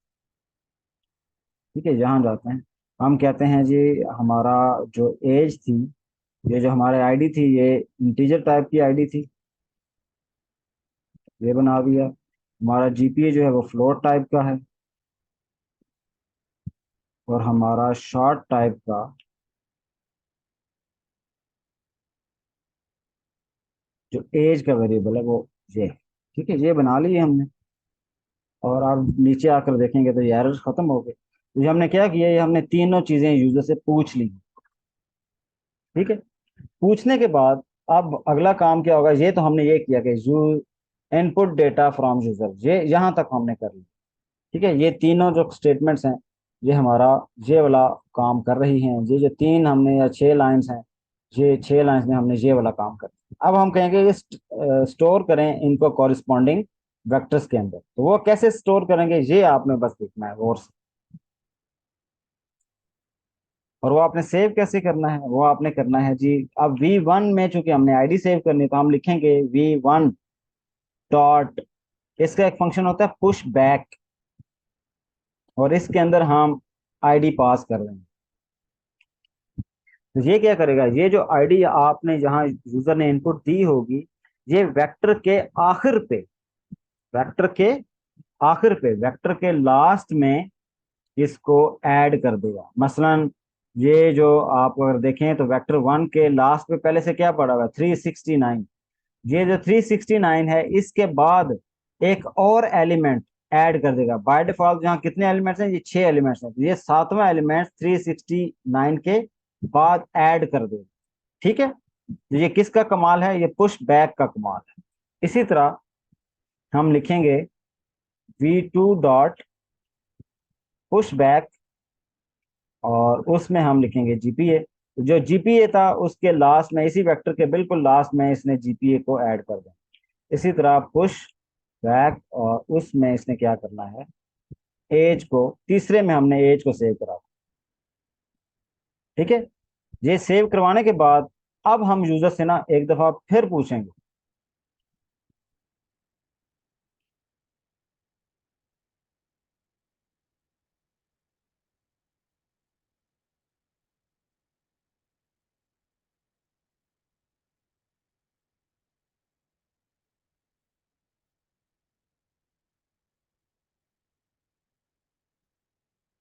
Do you want to store another record, और हम कहेंगे कि यस, वाई या एन प्रेस कर दो, यस या नो कुछ भी एंटर कर दो। तो जो भी आप एंटर करोगे उसके अकॉर्डिंगली हम रिएक्ट करें।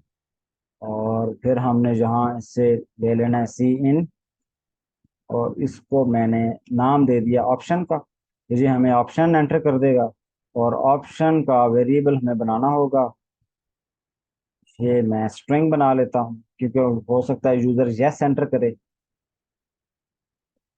तो मैं स्ट्रिंग टाइप का ऑप्शन का वेरिएबल बना लेता हूँ।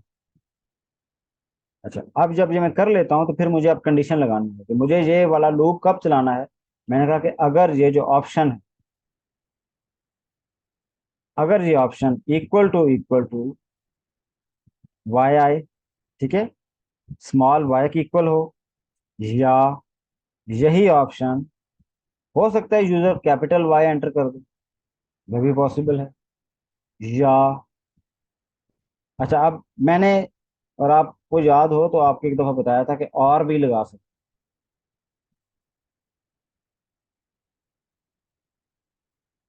इसी तरह ये और भी लगा सकते, और ऑप्शन इक्वल टू और यूजर स्मॉल यस भी एंटर कर सकता है, और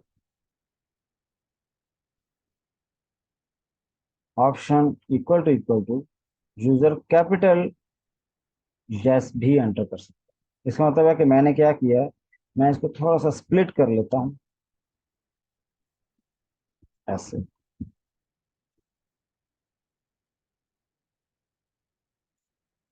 ठीक है जी, इस तरह मैं स्प्लिट कर लेता हूँ। ये बजाय ये सारा एक ही लाइन में आप लिखें तो तब भी कोई मसला नहीं है, इस तरह स्प्लिट कर दें तब भी कोई मसला नहीं है। बस इस बात को इंश्योर करना है कि जो आपके ब्रैकेट जहाँ से शुरू हुई है वो इधर एंड होनी चाहिए, सेमी कोलन भी जहाँ लगना चाहिए। ठीक है, अब इसमें मैं एरर चेक कर लेता हूँ कि ये और लिखने से कोई मसला तो नहीं आएगा। तो इसने कहा जी नहीं, कोई इशू नहीं है, आप और लिख सकते हैं। आप चाहें तो ये और लिख लें, चाहें तो ये वाला और भी लिख सकते हैं। ठीक है, मैं दोनों लिख देता हूँ कि एक दफ़ा ये लिख देता हूँ, दो दफ़ा ये लिख देता हूँ, ताकि आपको आइडिया हो कि इन दोनों को यूज़ किया जा सकता है। ठीक है। अच्छा, अब आप गौर करना है आपने कि जब मैंने ये एंट्रीज करनी है तो मैं, ये मुझसे क्या करेगा, ये डेटा, ये सबसे पहले मुझसे मुझसे ये एंट्रीज लेगा, फिर डेटा को सेव कर देगा, और फिर मुझसे पूछेगा कि आप दोबारा एंट्री करना चाहते हैं, और अगर मैंने कहा यस तो ये लूप को दोबारा चला देगा।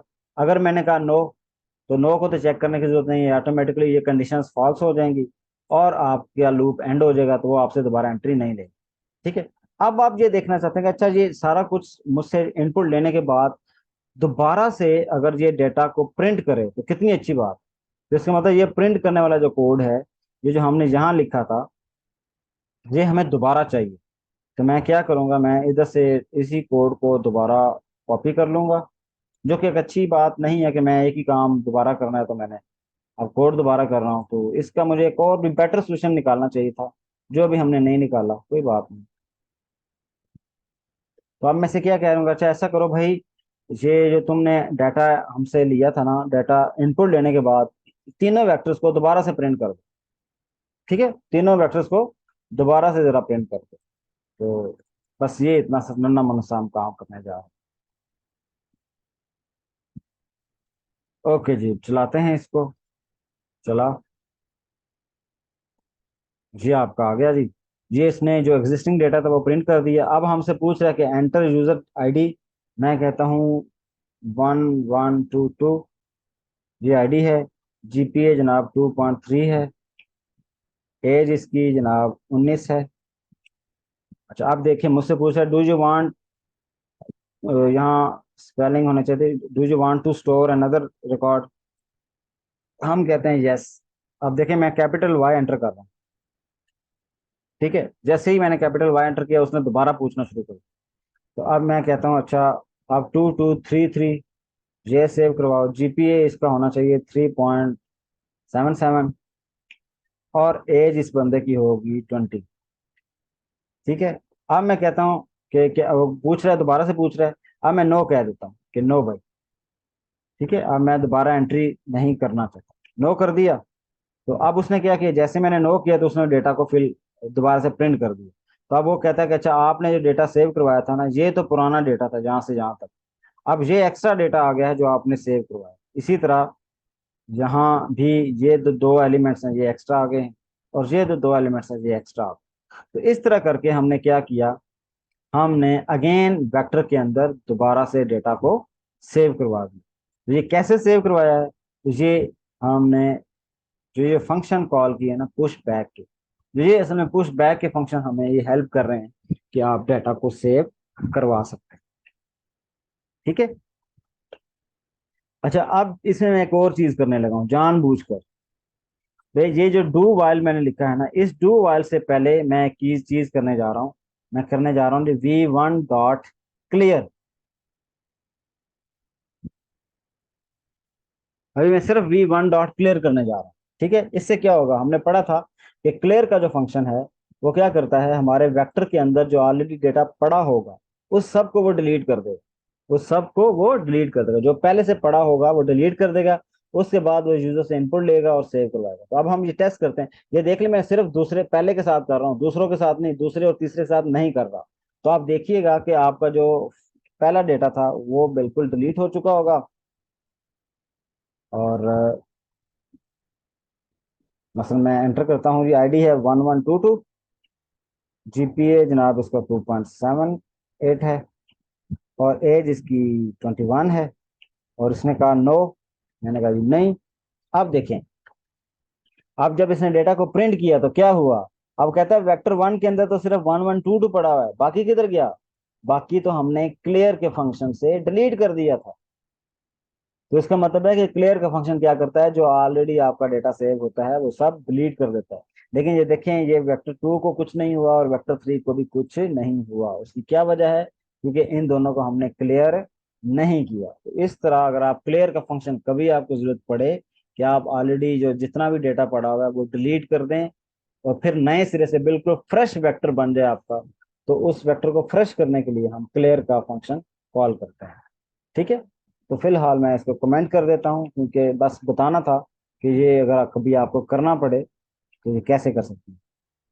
तो इसको मैं कर देता हूँ कि delete all elements from a vector.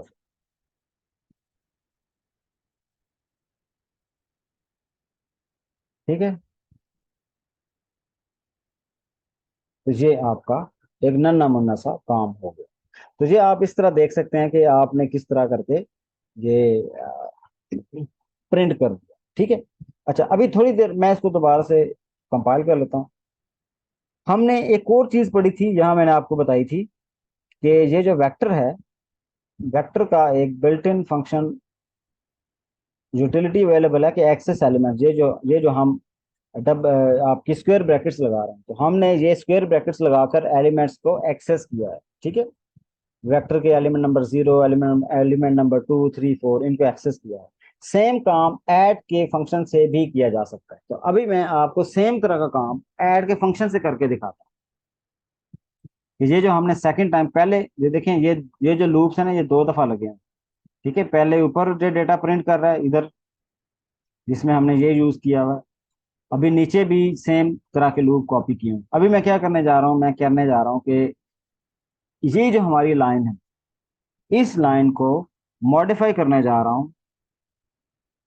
ठीक है। और मैं कहने लगा हूँ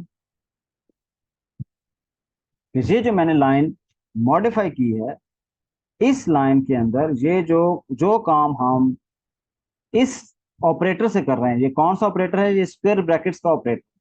जो काम हम इन स्क्वायर ब्रैकेट्स के ऑपरेटर से कर रहे हैं, अब हम सेम काम ऐड के ऑपरेटर से करेंगे। तो वो कैसे करेंगे, वो चूंकि ऐड का जो ऐड असल असल में एक बिल्ट इन फंक्शन है इसका, तो हम करेंगे v1 डॉट ऐड लगाया। अब ऐड के नाम का फंक्शन है।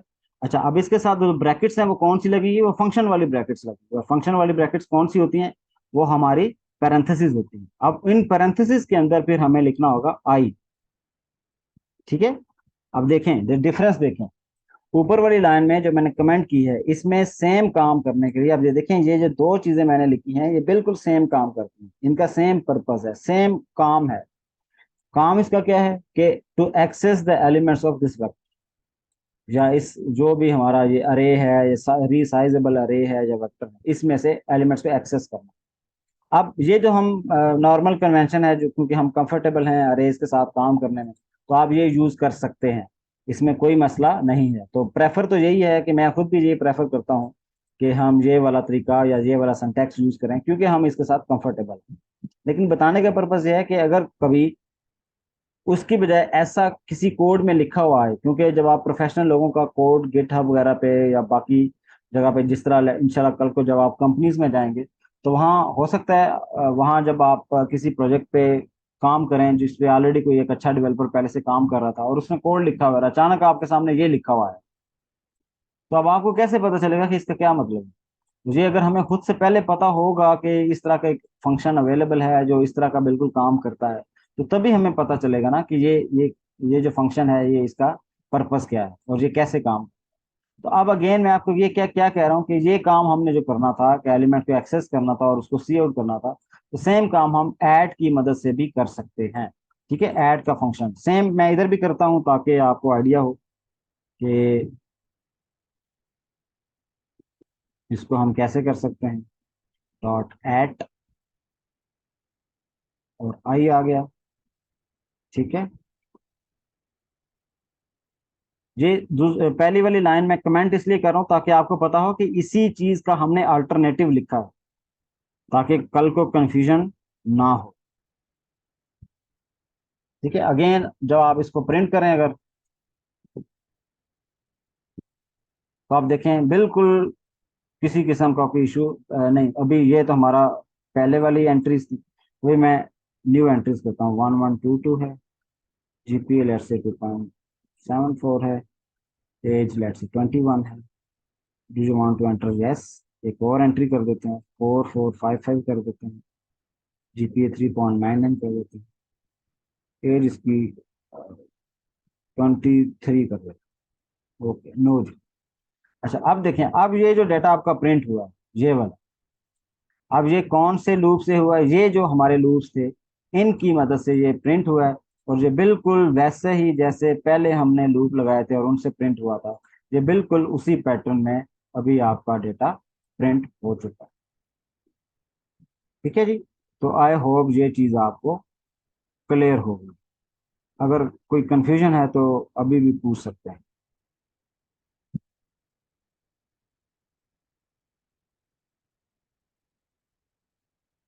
कंफ्यूजन है कोई? बोर तो नहीं हो रहे आप लोग?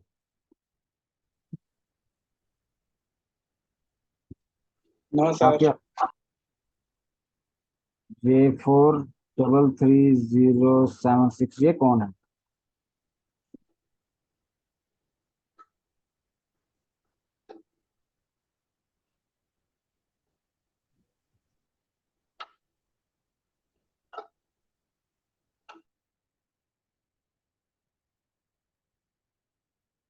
अच्छा, चलें, ये तो हमारा हो गया। लेट से कि हमने चेक कर लिया कि डाटा को एक्सेस कैसे करना है और डाटा को पुश कैसे करना है। ठीक है, अब मैं आपको एक और चीज शो करवाता हूँ।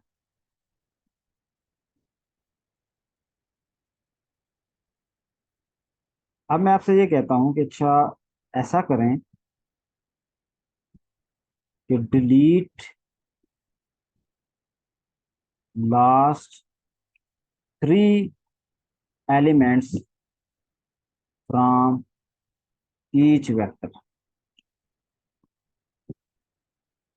क्या मतलब?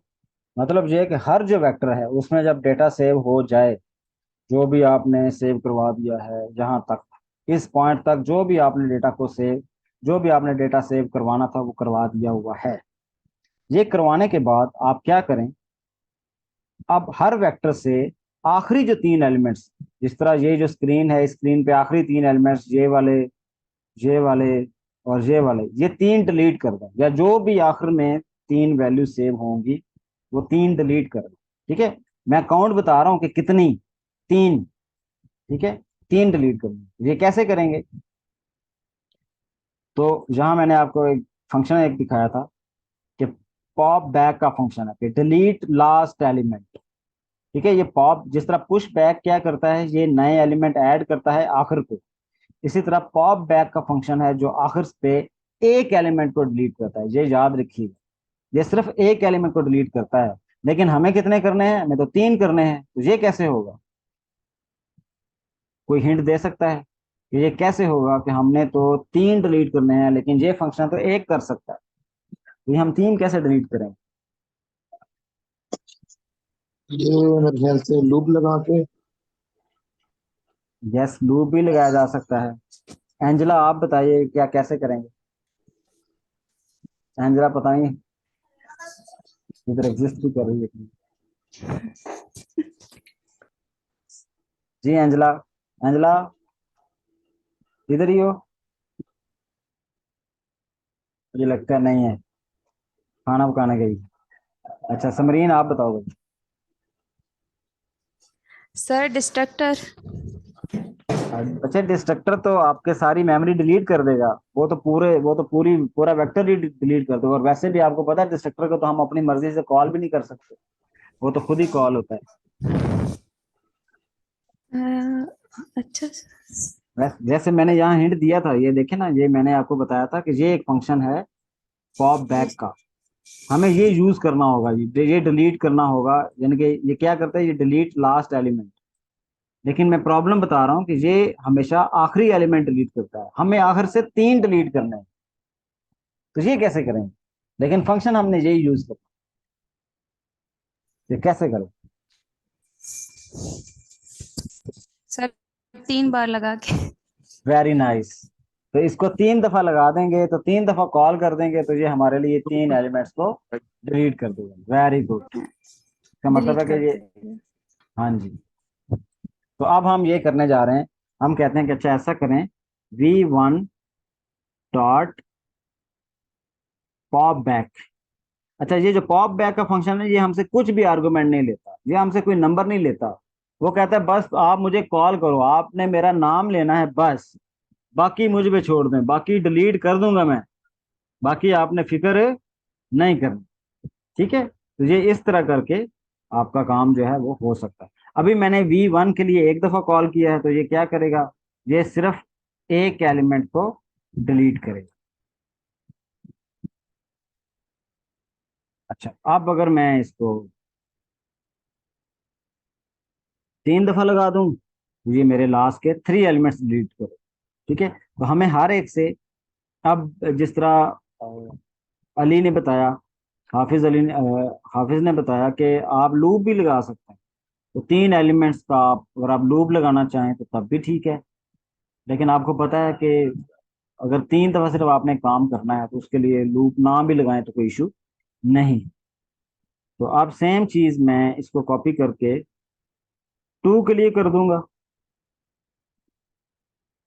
और 2 के लिए 2 पर मैं 3 दफा अप्लाई कर दिया, और इसी तरह मैं 3 पर भी 3 दफा अप्लाई कर दूंगा। तो इससे क्या होगा, मेरे ये जो तीनों वेक्टर्स हैं, इन तीनों के आखिर पे जो एलिमेंट्स हैं वो डिलीट हो जाएं।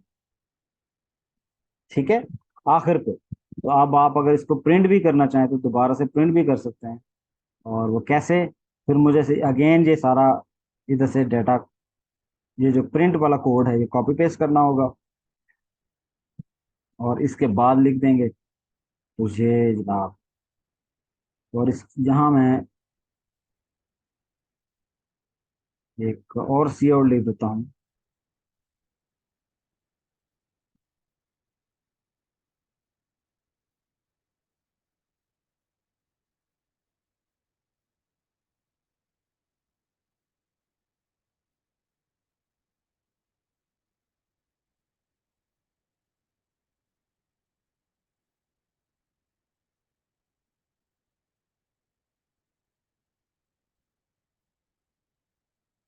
ये जनाब,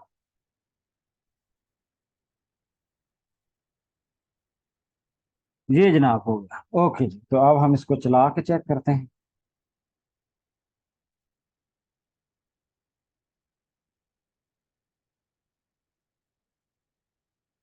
ठीक है जी, तो ये हमारे पास उसने कहा डेटा दे दो, हमने कहा 1122। अभी मैं सिर्फ एक एंट्री करूंगा अभी, 2.45, और एज है लेट्स से 23। अभी मैं सिर्फ एक एंट्री करूंगा, तो इसका मतलब नया तो एक ही डेटा ऐड होगा, बाकी जो डेटा ये वाला होगा, जब एलिमेंट्स डिलीट होंगे तो बेसिकली दो एलिमेंट्स ये डिलीट होंगे, और एक तीसरा जो हमने ऐड किया होगा वो डिलीट होगा। तो अभी हम देख भी लेंगे। ठीक है, तो अब अगर आप थोड़ा सा, ओहो ये तो चला गया।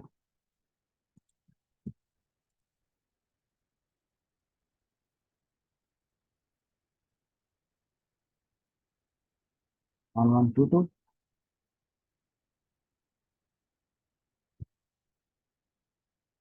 No, no.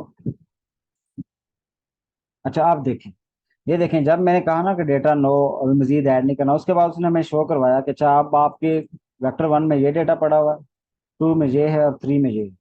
अब हमने कहा कि following data is shown after deleting three elements. अब इसके बाद मजीद वो कह रहा है कि अब मैं आपको मजीद डेटा शो करवाने लगा हूँ जो डिलीट करने के बाद। तो अब देखें, वेक्टर वन में जो पहले डेटा ये पड़ा हुआ था, अब क्या पड़ा हुआ है, 147 तक सिर्फ पड़ा हुआ है।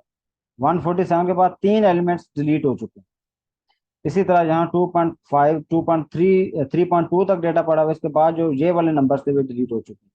Same is the case with, जिस तरह 18, 19 एंड 23 ये डिलीट हो चुके होंगे, और सिर्फ आखिर पे 20 पड़ा होगा। यस, ये वाला। ठीक है, तो इस तरह करके हम ये देख रहे हैं कि हमारा जो डेटा है वो जो हम चाह रहे हैं बिल्कुल वैसा परफॉर्म हो रहा है। ठीक है, तो आई होप आपको जहाँ तक ये मसला नहीं है। इसका मतलब ये याद रखिए कि डाटा को इस केस में डिलीट करना, जो है ना, जो सिंपल ऐड करना, सिंपल डिलीट करना, ये पुश बैक और पुश पॉप बैक के फंक्शन है, ये हमेशा आखिर पे ऐड कर सकते हैं। अगर आपने कहा ये प्लान अगर आपका हो कि नहीं मैं शुरू में ऐड करना चाहता हूँ, तो ये जो दोनों फंक्शन है या इस जैसे कोई और फंक्शन नहीं है जो आपके स्टार्ट में ऐड करें, क्योंकि ये तो लास्ट में ऐड करते हैं ना, एट द एंड ऐड करते हैं या एट द एंड डिलीट करते हैं।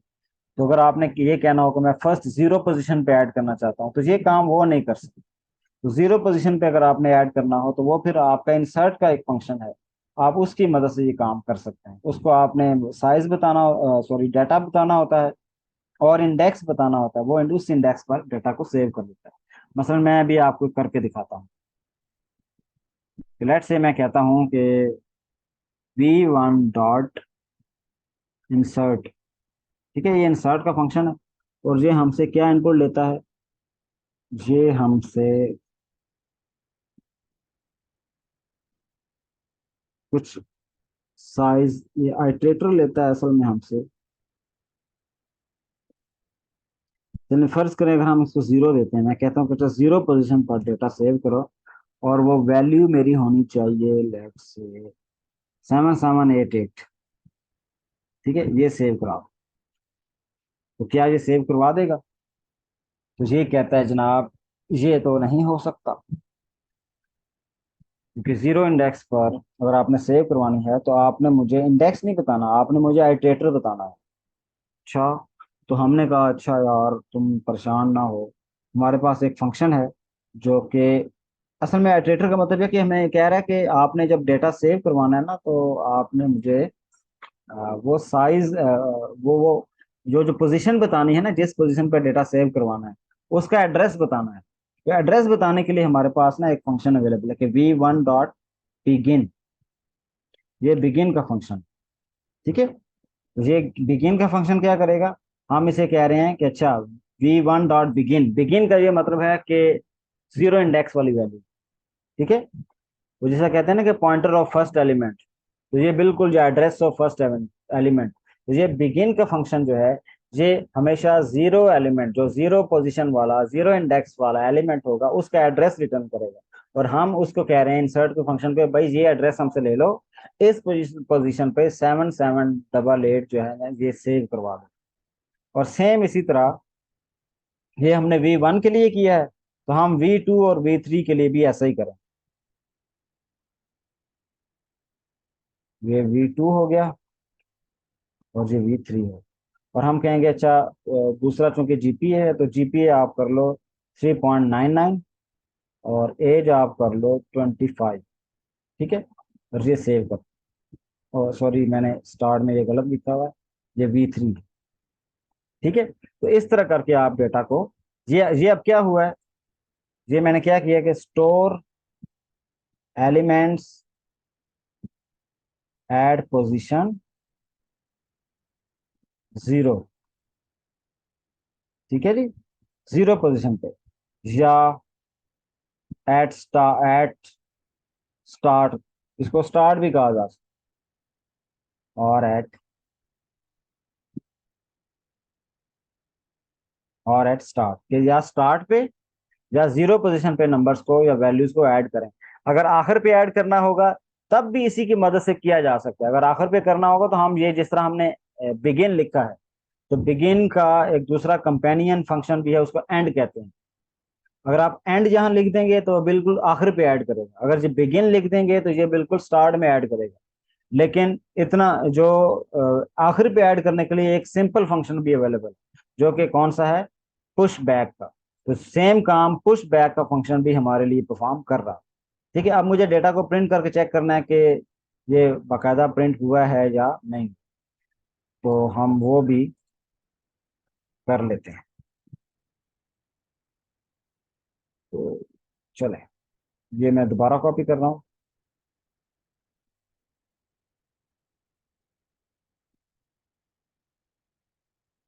The following data is shown after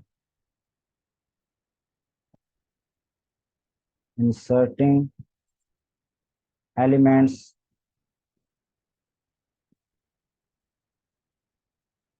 at the start। ठीक है, तो ये स्टार्ट में मैं इसको ऐड कर रहा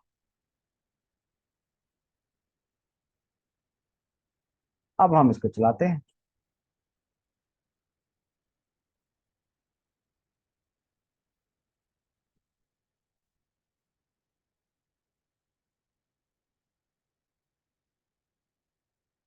ओके जी, तो अब हमने देखा कि ये, चलो हम एलिमेंट सेव करते हैं 1122,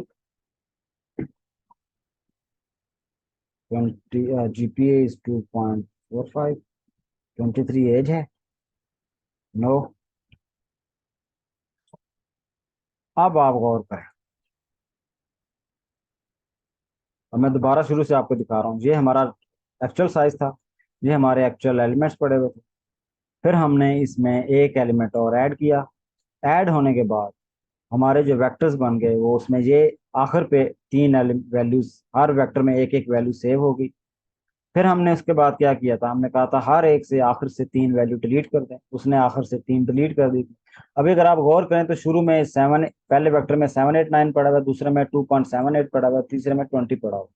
अब हम ये कहते हैं कि अच्छा 0 पोजीशन पे या स्टार्ट पोजीशन पे एलिमेंट्स को ऐड करें।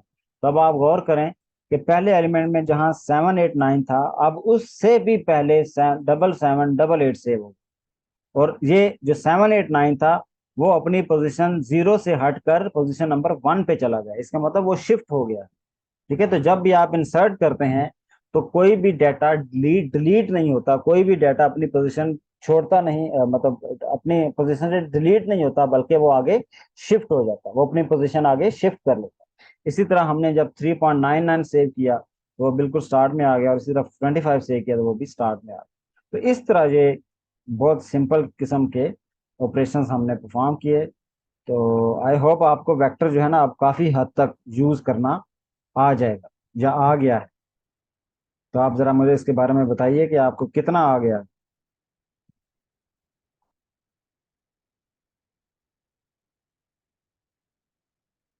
यशवा, आ गया आपको?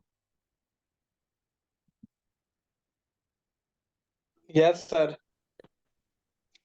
सर जी बस ये आखिर से जरा दोबारा बता दो, जिधर वो इंसर्ट किया जीरो वाला वो कोड। हाँ जी,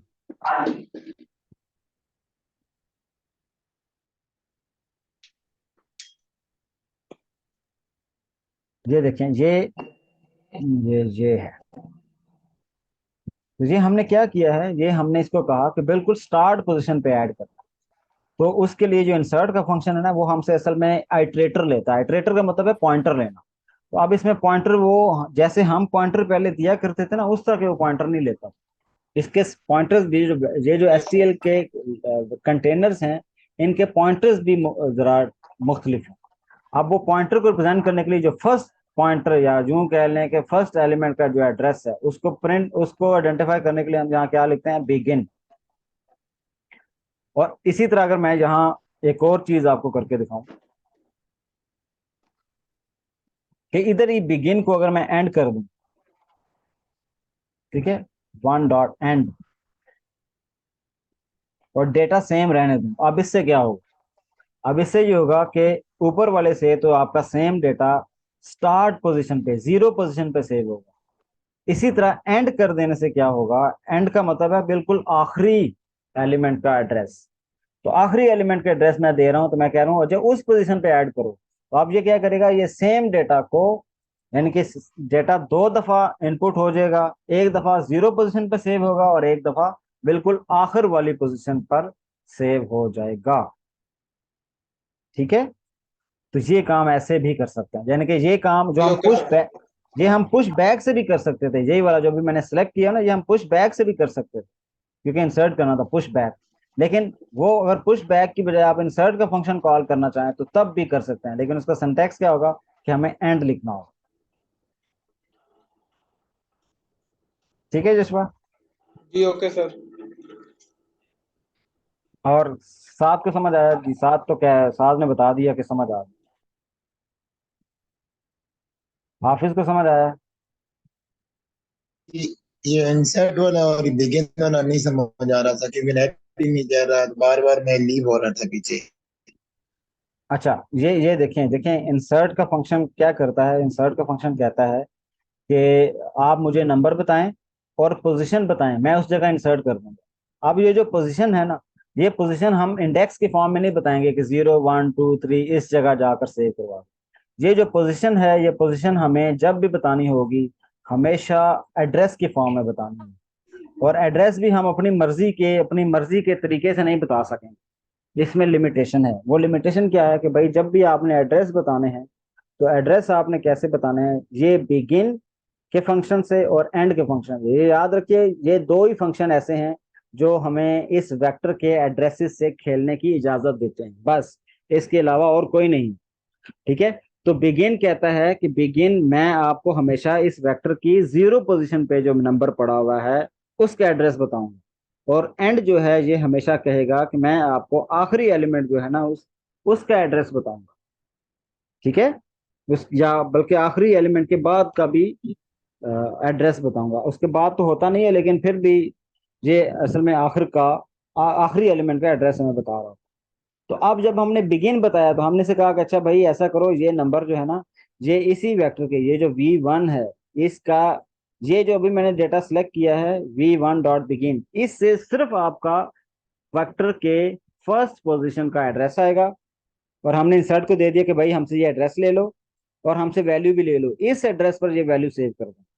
इसी तरह हमने कहा V2 के पहले एलिमेंट का एड्रेस ले लो हमसे, और ये डेटा ले लो, इस पोजीशन पे इसको सेव कर दो। तो इस तरह ये जो बिगिन का फंक्शन है ये हमेशा फर्स्ट एलिमेंट का एड्रेस रिटर्न कर रहा है, और हमने इसे कहा कि फर्स्ट एलिमेंट का एड्रेस हमसे ले लो और ये वैल्यू भी ले लो, इस जगह जाकर ये वैल्यू सेव करवा दें। Same is the case with and, कि हमने कहा एंड पर जाकर सेव करवाना है तो एंड का एड्रेस बता दो, तो एंड का एड्रेस हमने एंड के फंक्शन से बता दिया। तो ये दो ऐसे फंक्शन है जो हमें आखिरी एलिमेंट का एड्रेस पता करने में हेल्प करते हैं और पहले एलिमेंट का एड्रेस पता करने में हेल्प करते हैं। तो इसमें हमें कुछ करना नहीं पड़ता, बस इनको कॉल करना होता है और ये हम जिसको देने होते हैं वो दे देते हैं। इस तरह ये हमारा काम हो जाता है। तो आई होप अभी अली यस को सर, समझ आ समझ गई। आ गई। माहत को समझ आई है? माहत तो बिल्कुल चुप करके बैठे हुए हैं। जी सर, समझ आ गई है। माहत तो आजकल गायब है वैसे भी क्लास से।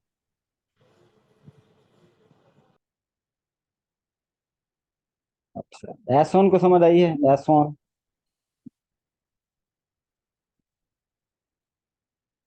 एसोन ये हेलो। क्या?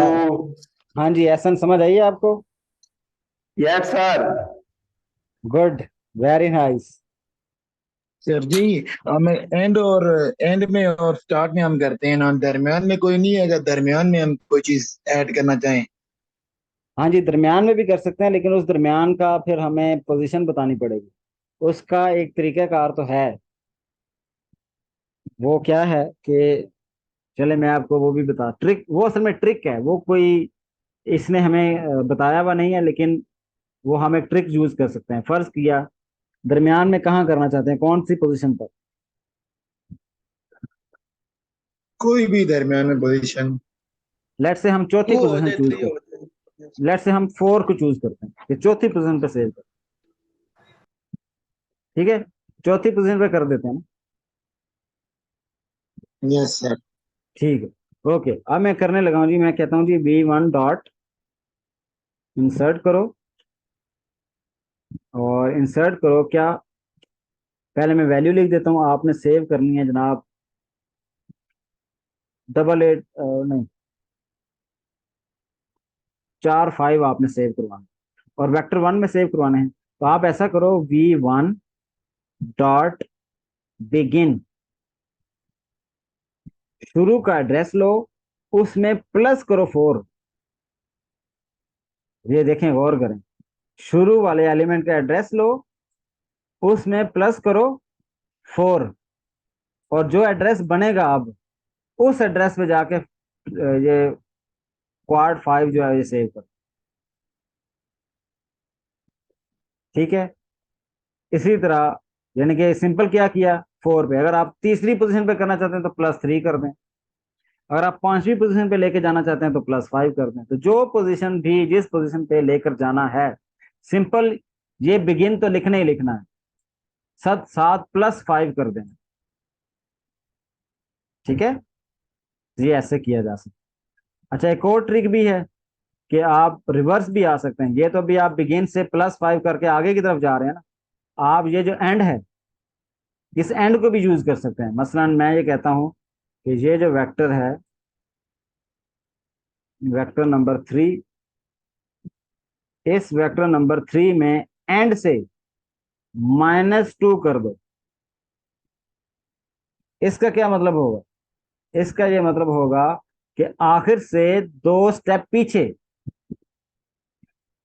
इस वाले का क्या मतलब है, बिगिन +5 का मतलब क्या है, पहले से 5 स्टेप आगे, और एंड का एंड -2 का क्या मतलब है कि आखिरी वाले से 2 स्टेप पीछे ये एलिमेंट्स ऐड करने। इस तरह आपके ये एलिमेंट्स भी सेव हो सकते हैं। ठीक है जी, आई होप ये बात आपको समझ आई। सर जी आज इतना पढ़ाया है महल गर्म हो गया। अच्छा अच्छा, बस हम खत्म कर रहे हैं, डोंट वरी। अच्छा, ये बात अली और महत आपको क्लियर हुई है कि ये ट्रिक है। अब ये अब ट्रिक ये जी मिड सर। कैसे फाइंड करना है, आप ये 5 नंबर फाइंड करना हो, ये अब आपकी अपनी मर्जी है कि कैसे आपने फाइंड करना है।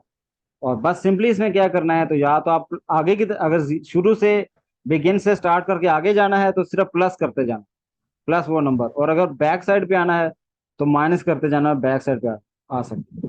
हाँ जी, साथ में कोड बिल्कुल जी शेयर सर कर ठीक दूंगा, है। आपके ग्रुप में शेयर कर। Yes sir. यस सर, आ गया समझ। सर आ गई है समझ। वेरी नाइस, गुड हो गया। चले, मेरे ख्याल में आज ये वेक्टर वाला काफी है। ये अब आपने कोशिश ये करनी है कि जब भी आप अरेज यूज करें तो अरे की बजाय आप वेक्टर्स को प्रेफर करें। जाहिर है अभी आप फौरन से तो चीजें स्विच नहीं कर सकते, क्योंकि समटाइम बंदा इसके साथ कंफर्टेबल नहीं होता। तो आपने 1-2 दिन लगाकर इसके साथ जरा कंफर्टेबल होना है, और उसके बाद आपने इसको थोड़ा जब भी आपको अरे की जरूरत पड़े तो आपने इसको यूज करते रहना। ठीक है। Okay sir. Okay sir.